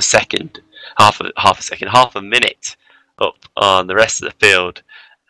Such was their pace, so you'd think that they're going to be able to just carve their way through the pack ahead of them at the start of this one. Yeah, really just... I can't wait to bring it on! Race 2! Good, this is the second race. We've already had one, now you're getting a second race for free! I love it. I love your enthusiasm there, Josh. That's great. I can't help it! It's race 2! It is. It's gonna be a fantastic one. I feel. I really feel it's gonna be good. We've got about 10 seconds left to warm up then, so not long to go now. Don't go away, otherwise you're gonna miss the start. And there we go then. Checkered flags come out and everyone drops back to the pits. And grid is being set as well. Yep, the grid has been set correctly. I thought I saw something different out there. And there we go then, we're switching over to the race then. So a minute for the guys to jump onto the track and get going. We've got 25 guys here, so everyone who raced in race 1 has returned for race 2 as well. Along with all the retirees at the end of race 1. Stefan Rot's actually started in 18th, so I thought it was going to be 19th, but it's not. It's 18th place, and that's going to be a long, hard task for him. And oh, Daniel Brewer's left the race. No, Daniel Brewer has disappeared. Our race 1 winner is not here. What's happened to him? That's a disaster for him. I hope he can get back in here, because I really want to see what he do. He's been so quick here today, and really I feel like Delph and Hoekstra were just in one of their own. It turns out his R Factor 2 has crashed. What are we going to do here then? Are we going to go to the race? Janovic is in the pits. He's taken to the grid, and just get confirmation then. Get confirmation then that Daniel Brewer will have to start from the pit lane if he can get back in, but we're not going to restart, so bad luck for him. It's going to be a bit more of a difficult one now to get through the field, especially in such a short race distance of only 8 laps here, but nonetheless, let's carry on. Anyway, Menno Klunt then is your pole sitter and the guy leading the field around for this warm-up lap. Now, Johan Lindberg is in second place for Ice Card Racing, with Lars Brugman in third for Positive Sim Racing. Wesley Stefano for MD Armo Sports in fourth, with Jonathan Holmes TG Racing in fifth. Tobias Olsen for Ice Cold Racing the second. Ice Cold Driver is in sixth, with Sven de Vries for Positive Sim Racing in seventh place. Antonio Janovic is in eighth for Enterprise GP, with Upke Hoekstra for CM Tech Racing in ninth. Daniel Sharanku for Wildest Automotive lines up in 10th place, with Jeffrey Fournier for Stax in 11th. Niels Voss is in 12th, with Jacob Pegg in 13th for Satellite Racing. Chris Shepherd is in 14th place, with Ryan Nash for Satellite Racing in 15th. Daniel Brewer is trying to get in, it looks like. I've just seen. I'm not sure if he can get in though. Joe Watts is in 16th place with JP Performance, with Stefan Rahr in 7th for the Holland Racing Team. Rennick Hoekstra for CM Tech is in 18th place, with Eric Stanford for Majoric in 19th. Aidan Poulsen for Performance is in 20th, with Chris Kinsman in 21st. Theodoros Ezraloglu is in 22nd place, with Jack Mayer in 23rd. Gerrit de Vries then will be a man to round out this field in 24th place. And it does look as though Daniel Brewer unfortunately can't get in here from what I'm seeing. I don't think he can make it back into the server, which is a real shame. It would have been nice to see him at least start from the pit lane. I don't know if anything can be done about that now. I really don't know, but we'll have to wait and see. Either way, Menno Klont is coming up to the final couple of corners. He's going to be taking his position, and Josh then, who's going to be your pick for race 2. It's going to be a difficult one, I think, this one, due to the reverse grid and everything in the short race distance, but certainly a lot of talent to choose from. Yeah, race 2 going to be very interesting. Daniel Brewer, obviously, shame he's not here. Looking at that starting grid though, I can't look past Lars Brugman. I think he could get this. But then again, must Jonathan Holmes too? Could be surprise package. Yep, could be. Certainly could be the case then. As the rest of the field line up, you'll see that there's a space missing. A 10th place spot is missing. That's where Daniel Brewer should be. But unfortunately he's not there. The lights are on though. This is a quick one this time around. They're all on now. The lights go out. It's a long hold actually, and here we go. Race 2 is underway then. Menno Klont gets a decent start, as does Lindberg, and Lars Brugman already looking up the inside to take second place. He's got to take it first actually. Whoa, but he's gone so wide coming out of turn 1 that he's going to lose all that time, it looks like, and actually drop back all the way to 4th. I thought that was a fantastic start by Brugman, but it didn't quite work out, so that means Klont retains the lead here from pole position, but Lindberg's right on his tail, as is Holmes and Olsen, Brugman as well. And it looks like Lindberg's going to go to the outside of Klont. Holmes is going to go to the inside. They're going to be 3 wide, challenging for the lead with the other 2 guys behind them here into Lecombe here. And Holmes is going to take the position. He takes first place. Klont's actually skipped on the track and rejoins in 3rd place behind Olsen. But great start by Jonathan Holmes. Pulls away from the field early on. Fantastic for him. He just needs to keep on going now. Lindberg is, oh, but there's someone going around behind. Who's that? I can't quite make it out. It's looks like it's one of the Positive Sim Racing cars there, and that is Sven de Vries, so disaster for him. He's gone around early on and lost a ton of positions there right near the back. He's going to struggle to come back from that one now, but it looks like Olsen is in 2nd place with Klont behind him, having a go.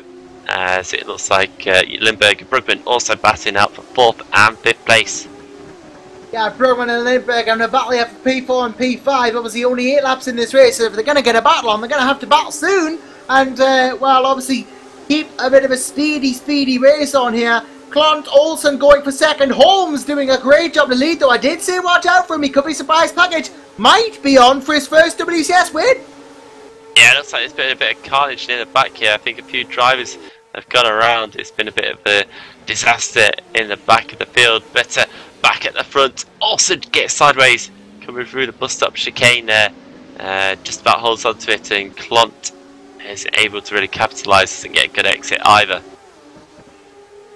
Yeah, really doing a good job at the moment. There's Menno obviously to hold 3rd, very talented, very experienced as well. You know, Menno Klont, I feel underrated sometimes, you know, really is a good driver and on his day, and well capable of being up here in the top 3. The top 3 would be great for Menno. Lars Brugman though going to chase him down 4th, 3rd, and Lars, well, he was one of my picks for the win, and well, oh, watch huge him as well. crash! Oh dear, huge what's happened? Oh my goodness, massive crash! Oh lord, yes, Ruwalt's had to do there, and yes, Shiranku off as well. There was cars left, right and centre, but they all seem to have recovered. But Daniel Shiranku out, Stefan Ruwalt got involved. And yeah, oof, that was a big one. I do not know what happened there though. You have to check the replay for us, Sam. Yeah, I'm having a bit of trouble with my R-Factor at the moment, so I can't actually check replays or anything like that.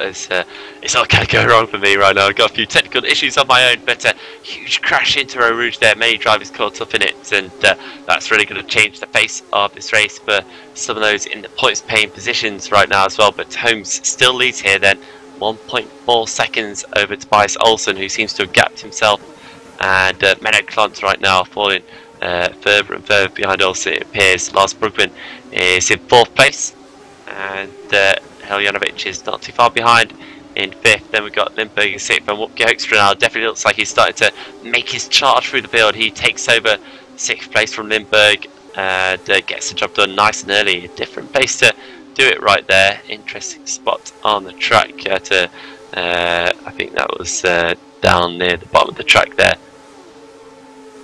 Yeah, you know, it's going to be interesting. Yeah, that was a bit of a... But yeah, I've lost my train of thought there. Sorry, I'm so enthralled in watching this battle between Klont and Brugman for 3rd. Oh, Klont gets a bit quickly out the final turn. Yeah, and Brugman not quite able to take advantage of it. Heljanovic is onto the back of Brugman into turn 1. And it looks like through the source, Heljanovic is going to get that position. He got through there. Lovely. He did. Nice little move there, and Brugman tried to get a good sweep through the corner, but was met with the gearbox of Heljanovic when they came out. But that still gives him a chance to get a tow up through Eau Rouge and on towards the straights that they're onto now, with Klont having to go to defensive because Heljanovic has gone to one side. The double. Yeah, here comes Brugman on the other side as well. They're 3 wide here, then into Lecum, who's going to get the position when this all sorts itself out. It looks like Brugman might get it. No, I'm wrong. Heljanovic gets it instead. He takes 3rd place.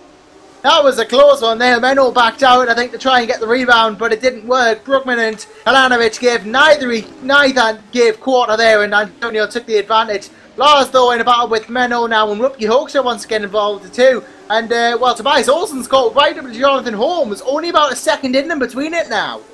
Yeah, all of a sudden, it looks like Holmes hasn't quite got the pace that Olsen has got here. So we'll have to wait and see as what's going to happen. I've managed to sort out my R-Factor, thankfully enough. So all good here now. Hopefully it'll make it a bit easier for me.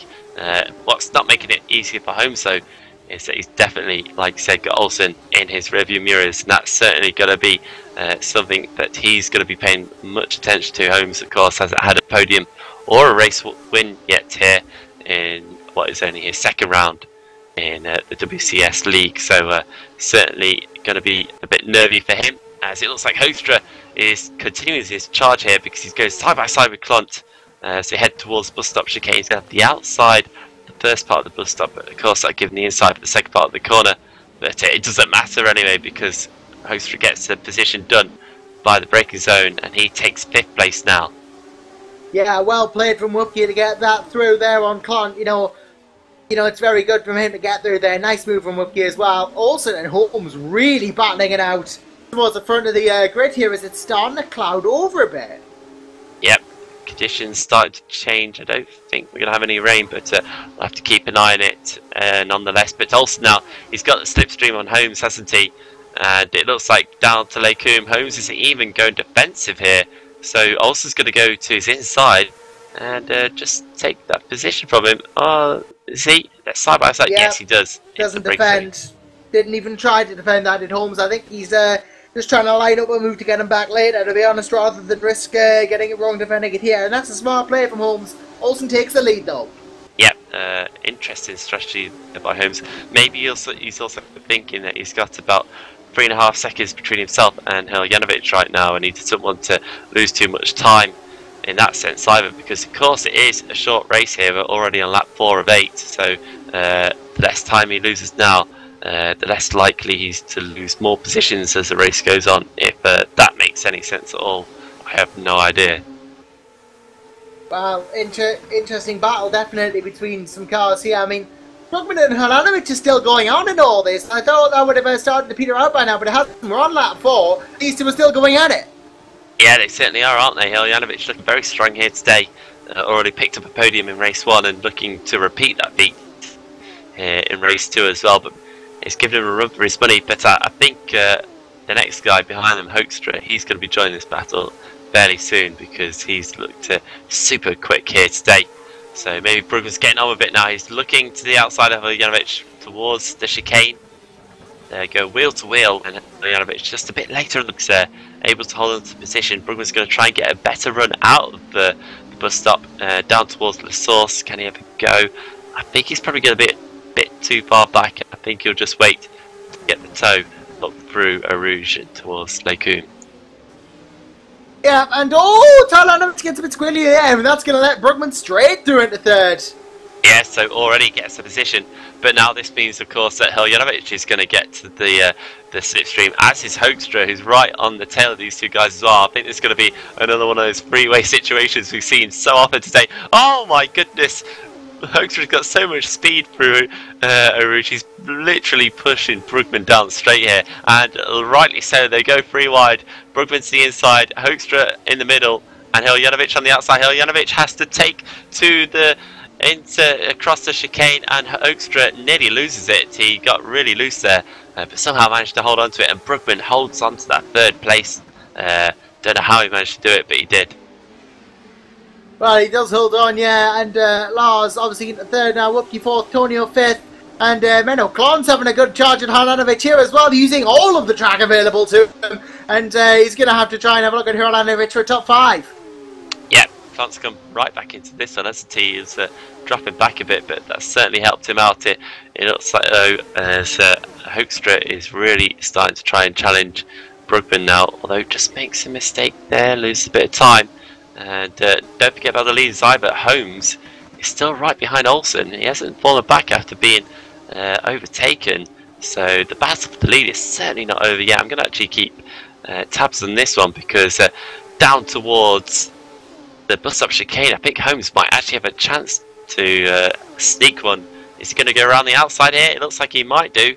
He's got the wheel on the outside. No, just thinks better of it. He's going to try and stay behind Olsen, maybe set him up for the first sector instead.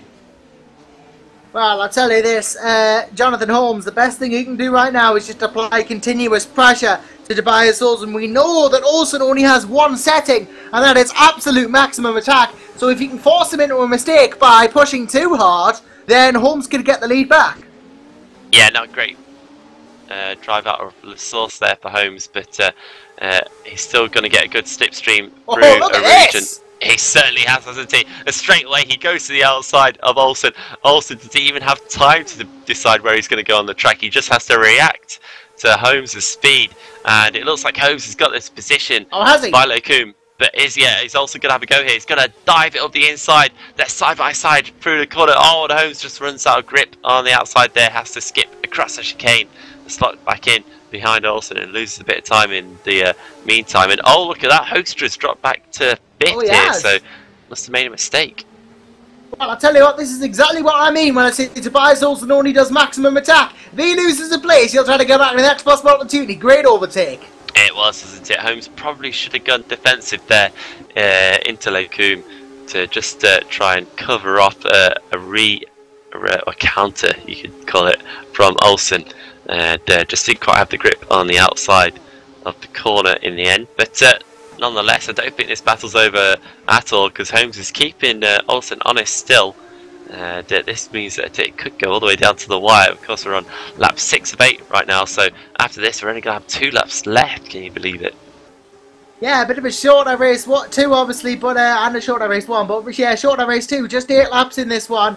Brugman on for a very good podium, and that's going to make up for a slightly less good race 1. Hoekstra on for 4th, which is very respectable too. Janovic a good 5th. Klon's going to be on for 6th at this rate, but anything can still change between now and then. Going to see Jeffrey Fournier in the top 10, back in 8th place. Oh, Holmes there had a look around the outside of Olsen. Oh my goodness, outside of Olsen. This is going to go down on the last lap, I'm telling you. Yeah, it certainly is, isn't it? Olsen nearly loses it out of the bus stop chicane as well. So these guys are really battling hard right now. Holmes right behind Olsen through the source. He hasn't got the best of exits out of the corner, just went a bit too deep there. But again, I think if you watch this now for Eau Rouge, Holmes is going to get such a good slipstream and such a good run on Olsen that he's just going to close this gap right up. Not quite as close as he was last time around, but here we go then.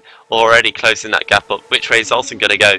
He's going to go to the right. He's going to defend the position. Holmes has gone to the left. And once again, Holmes gets the position done. But once again, it's also going to have a dive back up the inside. This time around, he's actually not close enough. So Holmes retakes the lead here on the penultimate lap of the race.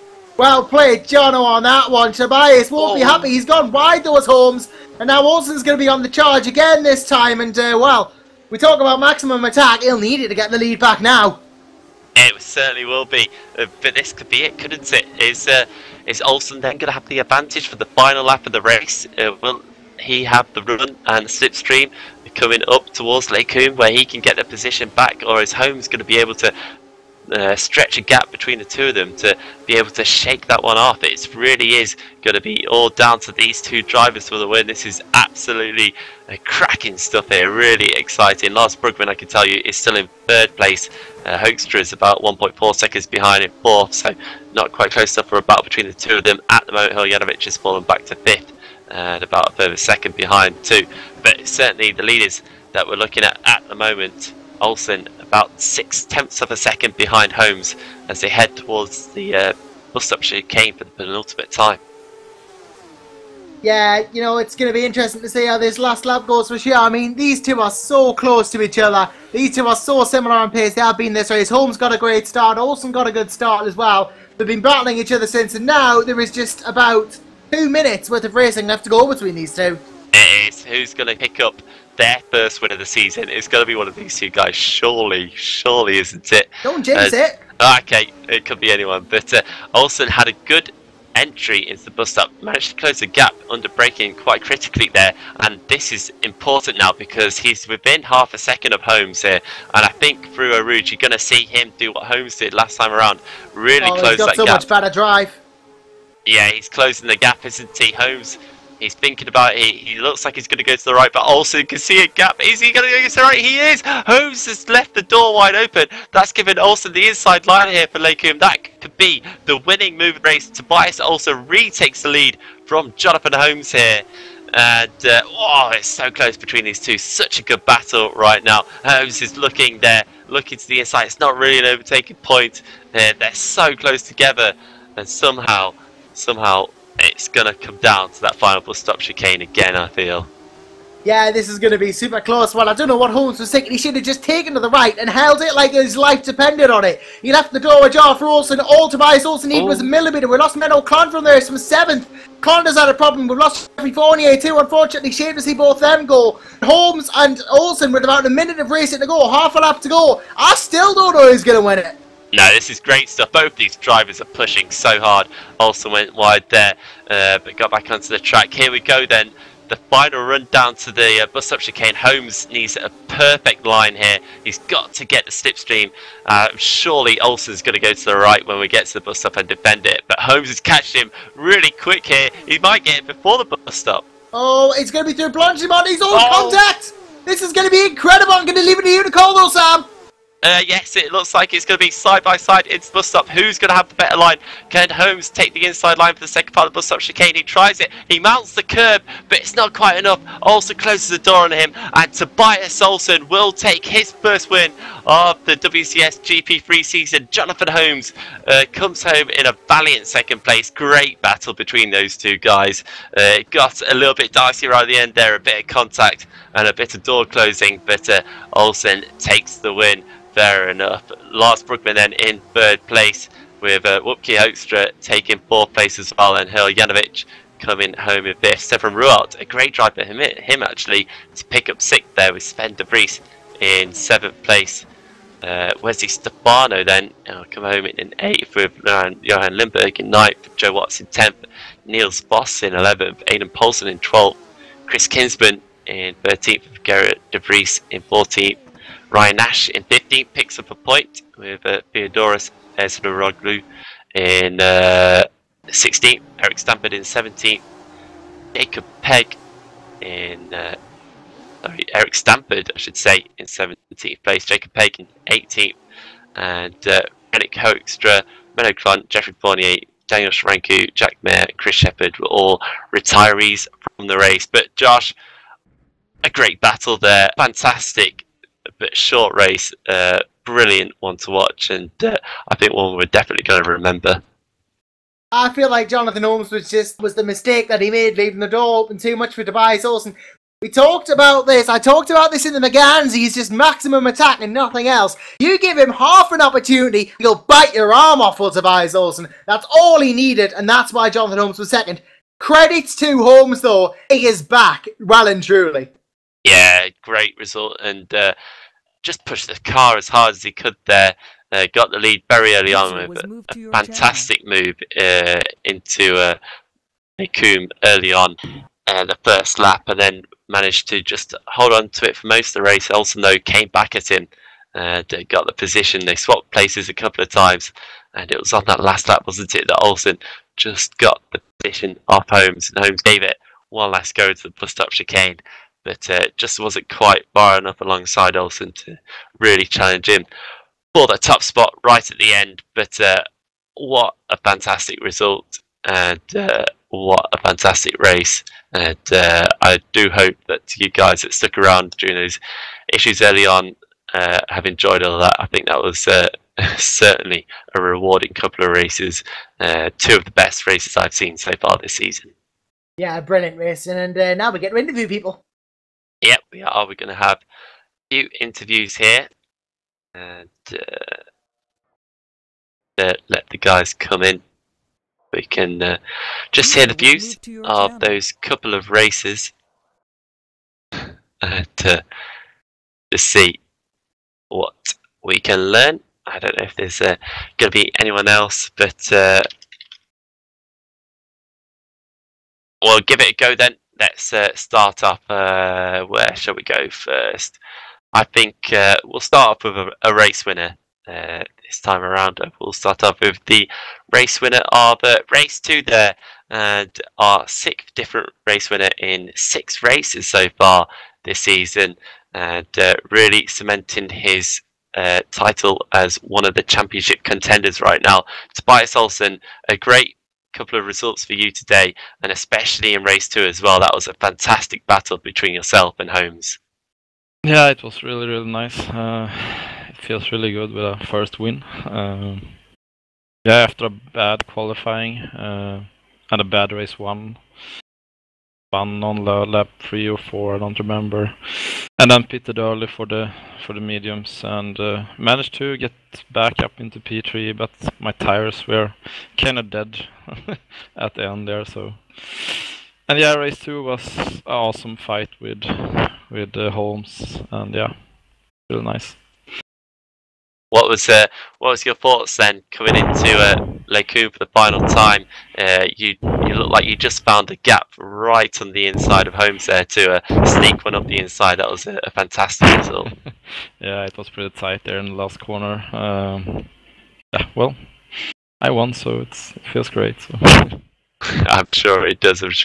And you finally picked up your first win this season. It's been coming for a while, hasn't it? Because you've done such a good job picking up consistent podium positions. And now, do you really feel like you've got the chance here to go for the championship after a performance like that? Yeah, I think so. It's still looking good. So yeah, we'll see how Whoopke is a big threat, but yeah, we'll see. Great stuff, and I hope it does continue, because it's been a stellar performance all your performances so far this season, and definitely going to be interested to see the two of you continue to race together. Yeah, thanks. All right, thank you very much, Tobias. And next up, then we'll bring in Whoopke Hoekstra, and today not quite a race win, but again, solid performances to pick up some good points where they're needed, and a good couple of races for you, especially in race 1. You nearly got first place of Daniel Brewer at the end, but not quite close enough. Yes, I'm happy with the results. Of course, after pole position I hoped for a win, but due to the server crash, we had no grip in the opening stages of race 1, so it was really difficult, and I lost some time because of a few mistakes, and after that I tried to catch up, but yeah, I just came short. I think I could have had him, but I got a bit of dirty air and I made a mistake, so I dropped a few tenths behind him, and then I had no chance to catch him up on the straight. So that's unfortunate, but still P2, and in race 2 as well, P4. I'm really happy because it just gives me a lot of points, so that's good. User was moved to It your certainly channel. does. It User looks was as though moved to in your race channel. 2 you could have picked up third there at one point, but it looked like you dropped back a couple of positions. Is there any issues? Well, no, not really. It's simply the main straight, or that straight after Eau Rouge. They both got me up, and I had no chance to defend without slipstream, so they just cruised past me. Okay, fair enough. Still a great couple of results for you, and it looks as though it's hard. I haven't quite done my maths here, but between you and Olsen, there isn't really much to choose from in terms of the championship. So it looks like at the moment it's going to be a 2-horse race this season. Yes, Tobias is really looking good, so it's going to be very exciting. I think there's still a few other people out there who make a chance as well. I mean, if we have a bad race or something, or a bad race weekend, then they still have a lot of chance to catch up with us in the points standing, so they still have a good chance to win. So it's going to be very exciting, and every race can be different. Like you said, there are 6 different winners in 6 races, so who knows what's going to happen. Yeah, absolutely. Great stuff once again, and hope to see you next time out in Silverstone. Thank you. I hope so too. Great stuff. Right, we have another race winner to talk to User now, left your and channel. it's a bit late in for this one, but he certainly wasn't late across the line in race 1. Daniel Brewer, a fantastic result to pick up your first win of the season, and a pretty faultless race 1 performance there. Yeah, it was good, thank you. Pace was good. User I left your told channel. James as well, team boss, before the race, P2 is the best place to start. I knew Wopke had high wings on, so I said to him that Wopke's pace was unreal, so I said I need to have him by the end of the Campbell Straight, otherwise he's going to be gone. So it was just a case of basically staying behind him. If I was leading out of turn, I wouldn't have won that race. So I stuck behind him, flat for Eau Rouge, it's easy, and then just pulled to the outside. Easy pass because I had the lower wings on the slipstream, and then from that point on it was sort of managing it, these kind of things. Had a bit of difficulty catching up with the people that went a bit longer on the options, which cut my lead, but it was just about enough at the end to stay ahead. Yeah, absolutely fantastic stuff, and your pace as well in race 1 was incredible. Was it down to just the track or the setup, or just a lot of practice that you put in? I actually went, especially compared to Todio, my teammate, I went for a more a setup leaning more towards the race, definitely. I really sort of maximised or minimised the wear on the option tyre, so towards the end of the first stint especially I could sort of pull away a bit. I think I haven't really looked at the gaps, but I think that was it. And they were all just having a dogfight behind me, so I think the gap was like 4 seconds after 2 laps or something like that, so I mean, they handed it to me a bit. Yeah, but still fantastic result, and of course now you're a race winner, 1 of 6, but it's certainly going to help you out in the championship, especially as a few guys ahead of you had a few struggles today. Do you think you can continue this kind of performance in the rest of the season and really try and mount a title charge? Yeah, well, the pace is definitely there. I know what I'm doing, but there have been issues every round. I'm not one to believe that much in luck, but I mean, my Alpha X2's crashed twice, and I've been rear-ended once in 6 races. So, you know, if you take into account those points, I was 4th when the Alpha X2 crashed the first time, 10th here, and the pace is very good. Well, something good could have happened in those races, and then you're in the championship fight. So I think it will take some bad races from the guys in front and some more races like that from me. And I'll also have to have some good race 2s as well. So if you race 1 wins and then get on the podium in race 2 to really close the gap. But we'll see. Just take it race by race. Yeah, absolutely, and well, if you can put in more performances like that, I don't see any reason why you can't go for the championship. But thanks a lot, Dan, for coming along, and congratulations once again. No worries, thanks for having me. Right then, we're going to try this again. We did try this before, and it didn't quite work too well. But I'm hoping that a certain Mr. James Kirk might have a bit better internet today. Of course, you are the manager of Enterprise GP, and picking up a race win like that for your team, you must be super happy to see your drivers performing so well. I don't know what you're talking about, Sam. My internet's faultless. I know he's gone to his ISP and he's given him a very stern talking to, and they fixed it now. I was like, that embarrassed me really, and so, but no, it's okay. We it's ironic. I was planning on coming in today to say, oh, luck's finally changed, and then of course Dan has his R Factor 2 issues, but yeah, I honestly cannot fault either of my two drivers for anything that they've done today. They both work so hard and so well with each other.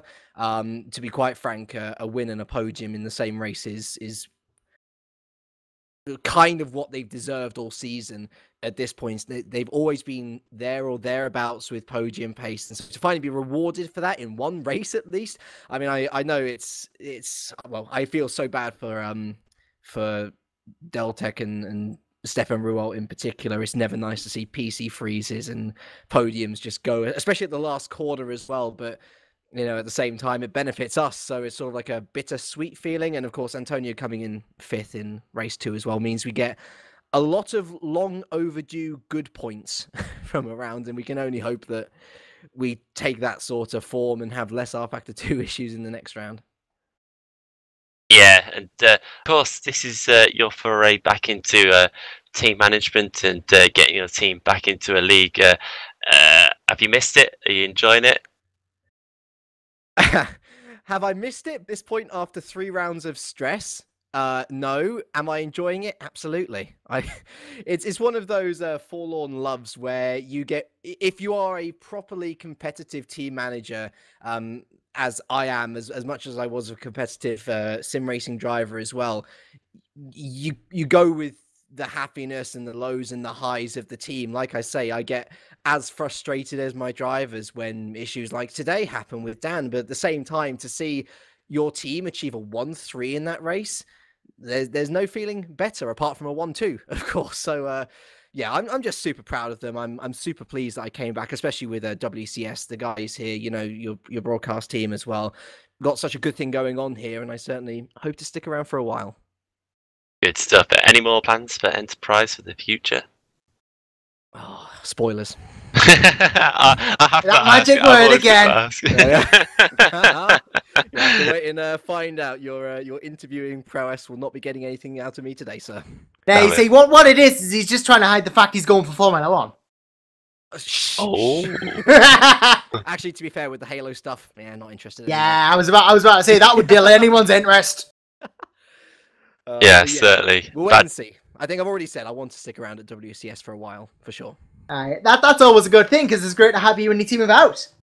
Pleasure. Thank you, Josh. And thank you guys for doing a great commentary once again. No problem. Getting all red-faced now. Getting all embarrassed. You see, this is the thing, you compliment him, and all of a sudden... Oof, right. I've been complimenting him for years, and... Been a bit speechless. More speechless than the end of race 1. Right then. And that's saying something. Yes, absolutely. Well, James, thank you very much for joining us here today. It's been a pleasure to have a proper conversation with you this time around. And thank my internet, sir. Yes, not just a few sound bites. And just before you go away, I know he was one of your previous drivers, but can you just tell Jonathan Holmes that he really needs to come in for interviews, because we really want to interview him. Jonathan Holmes didn't listen to me when I was his teammate. So I doubt he'll listen to me. We'll get him one day. We'll get him one day. We'll have him one day. Maybe when his girlfriend isn't asleep. Oh, yeah, of course. I didn't know you knew that one. Right. Okay. Well, then, that's another story. Brilliant stuff. I think we'll start to wrap it up then now, and of course a fantastic night's worth of racing. It's been a bit of a long one, but we got there, and we got a great deal of fun out of it. And Josh, I'll go to you then. Any last words? Well, Spa has always thrown up good races in the past. I said at the start of this broadcast, I am not wrong. It has thrown up some very interesting action in this broadcast. Maybe not without problems, but still, nothing ever is in life. Sometimes the best things are not always without problems, and you know, problems are something that Jonathan the God likes. But I guess ultimately, the end. That's WCS for you. Bring on the next round. Yeah, bring on the next round indeed. And that next round is going to be in a couple of weeks' time, as it usually is, 2 weeks from now, on the 2nd of August, again, a Wednesday night, same time. And we're going to be going to Silverstone, a fantastic track, of course. And, of course, we've just had the Grand Prix in real life there, which I attended, just to put that one in as well. Great stuff there.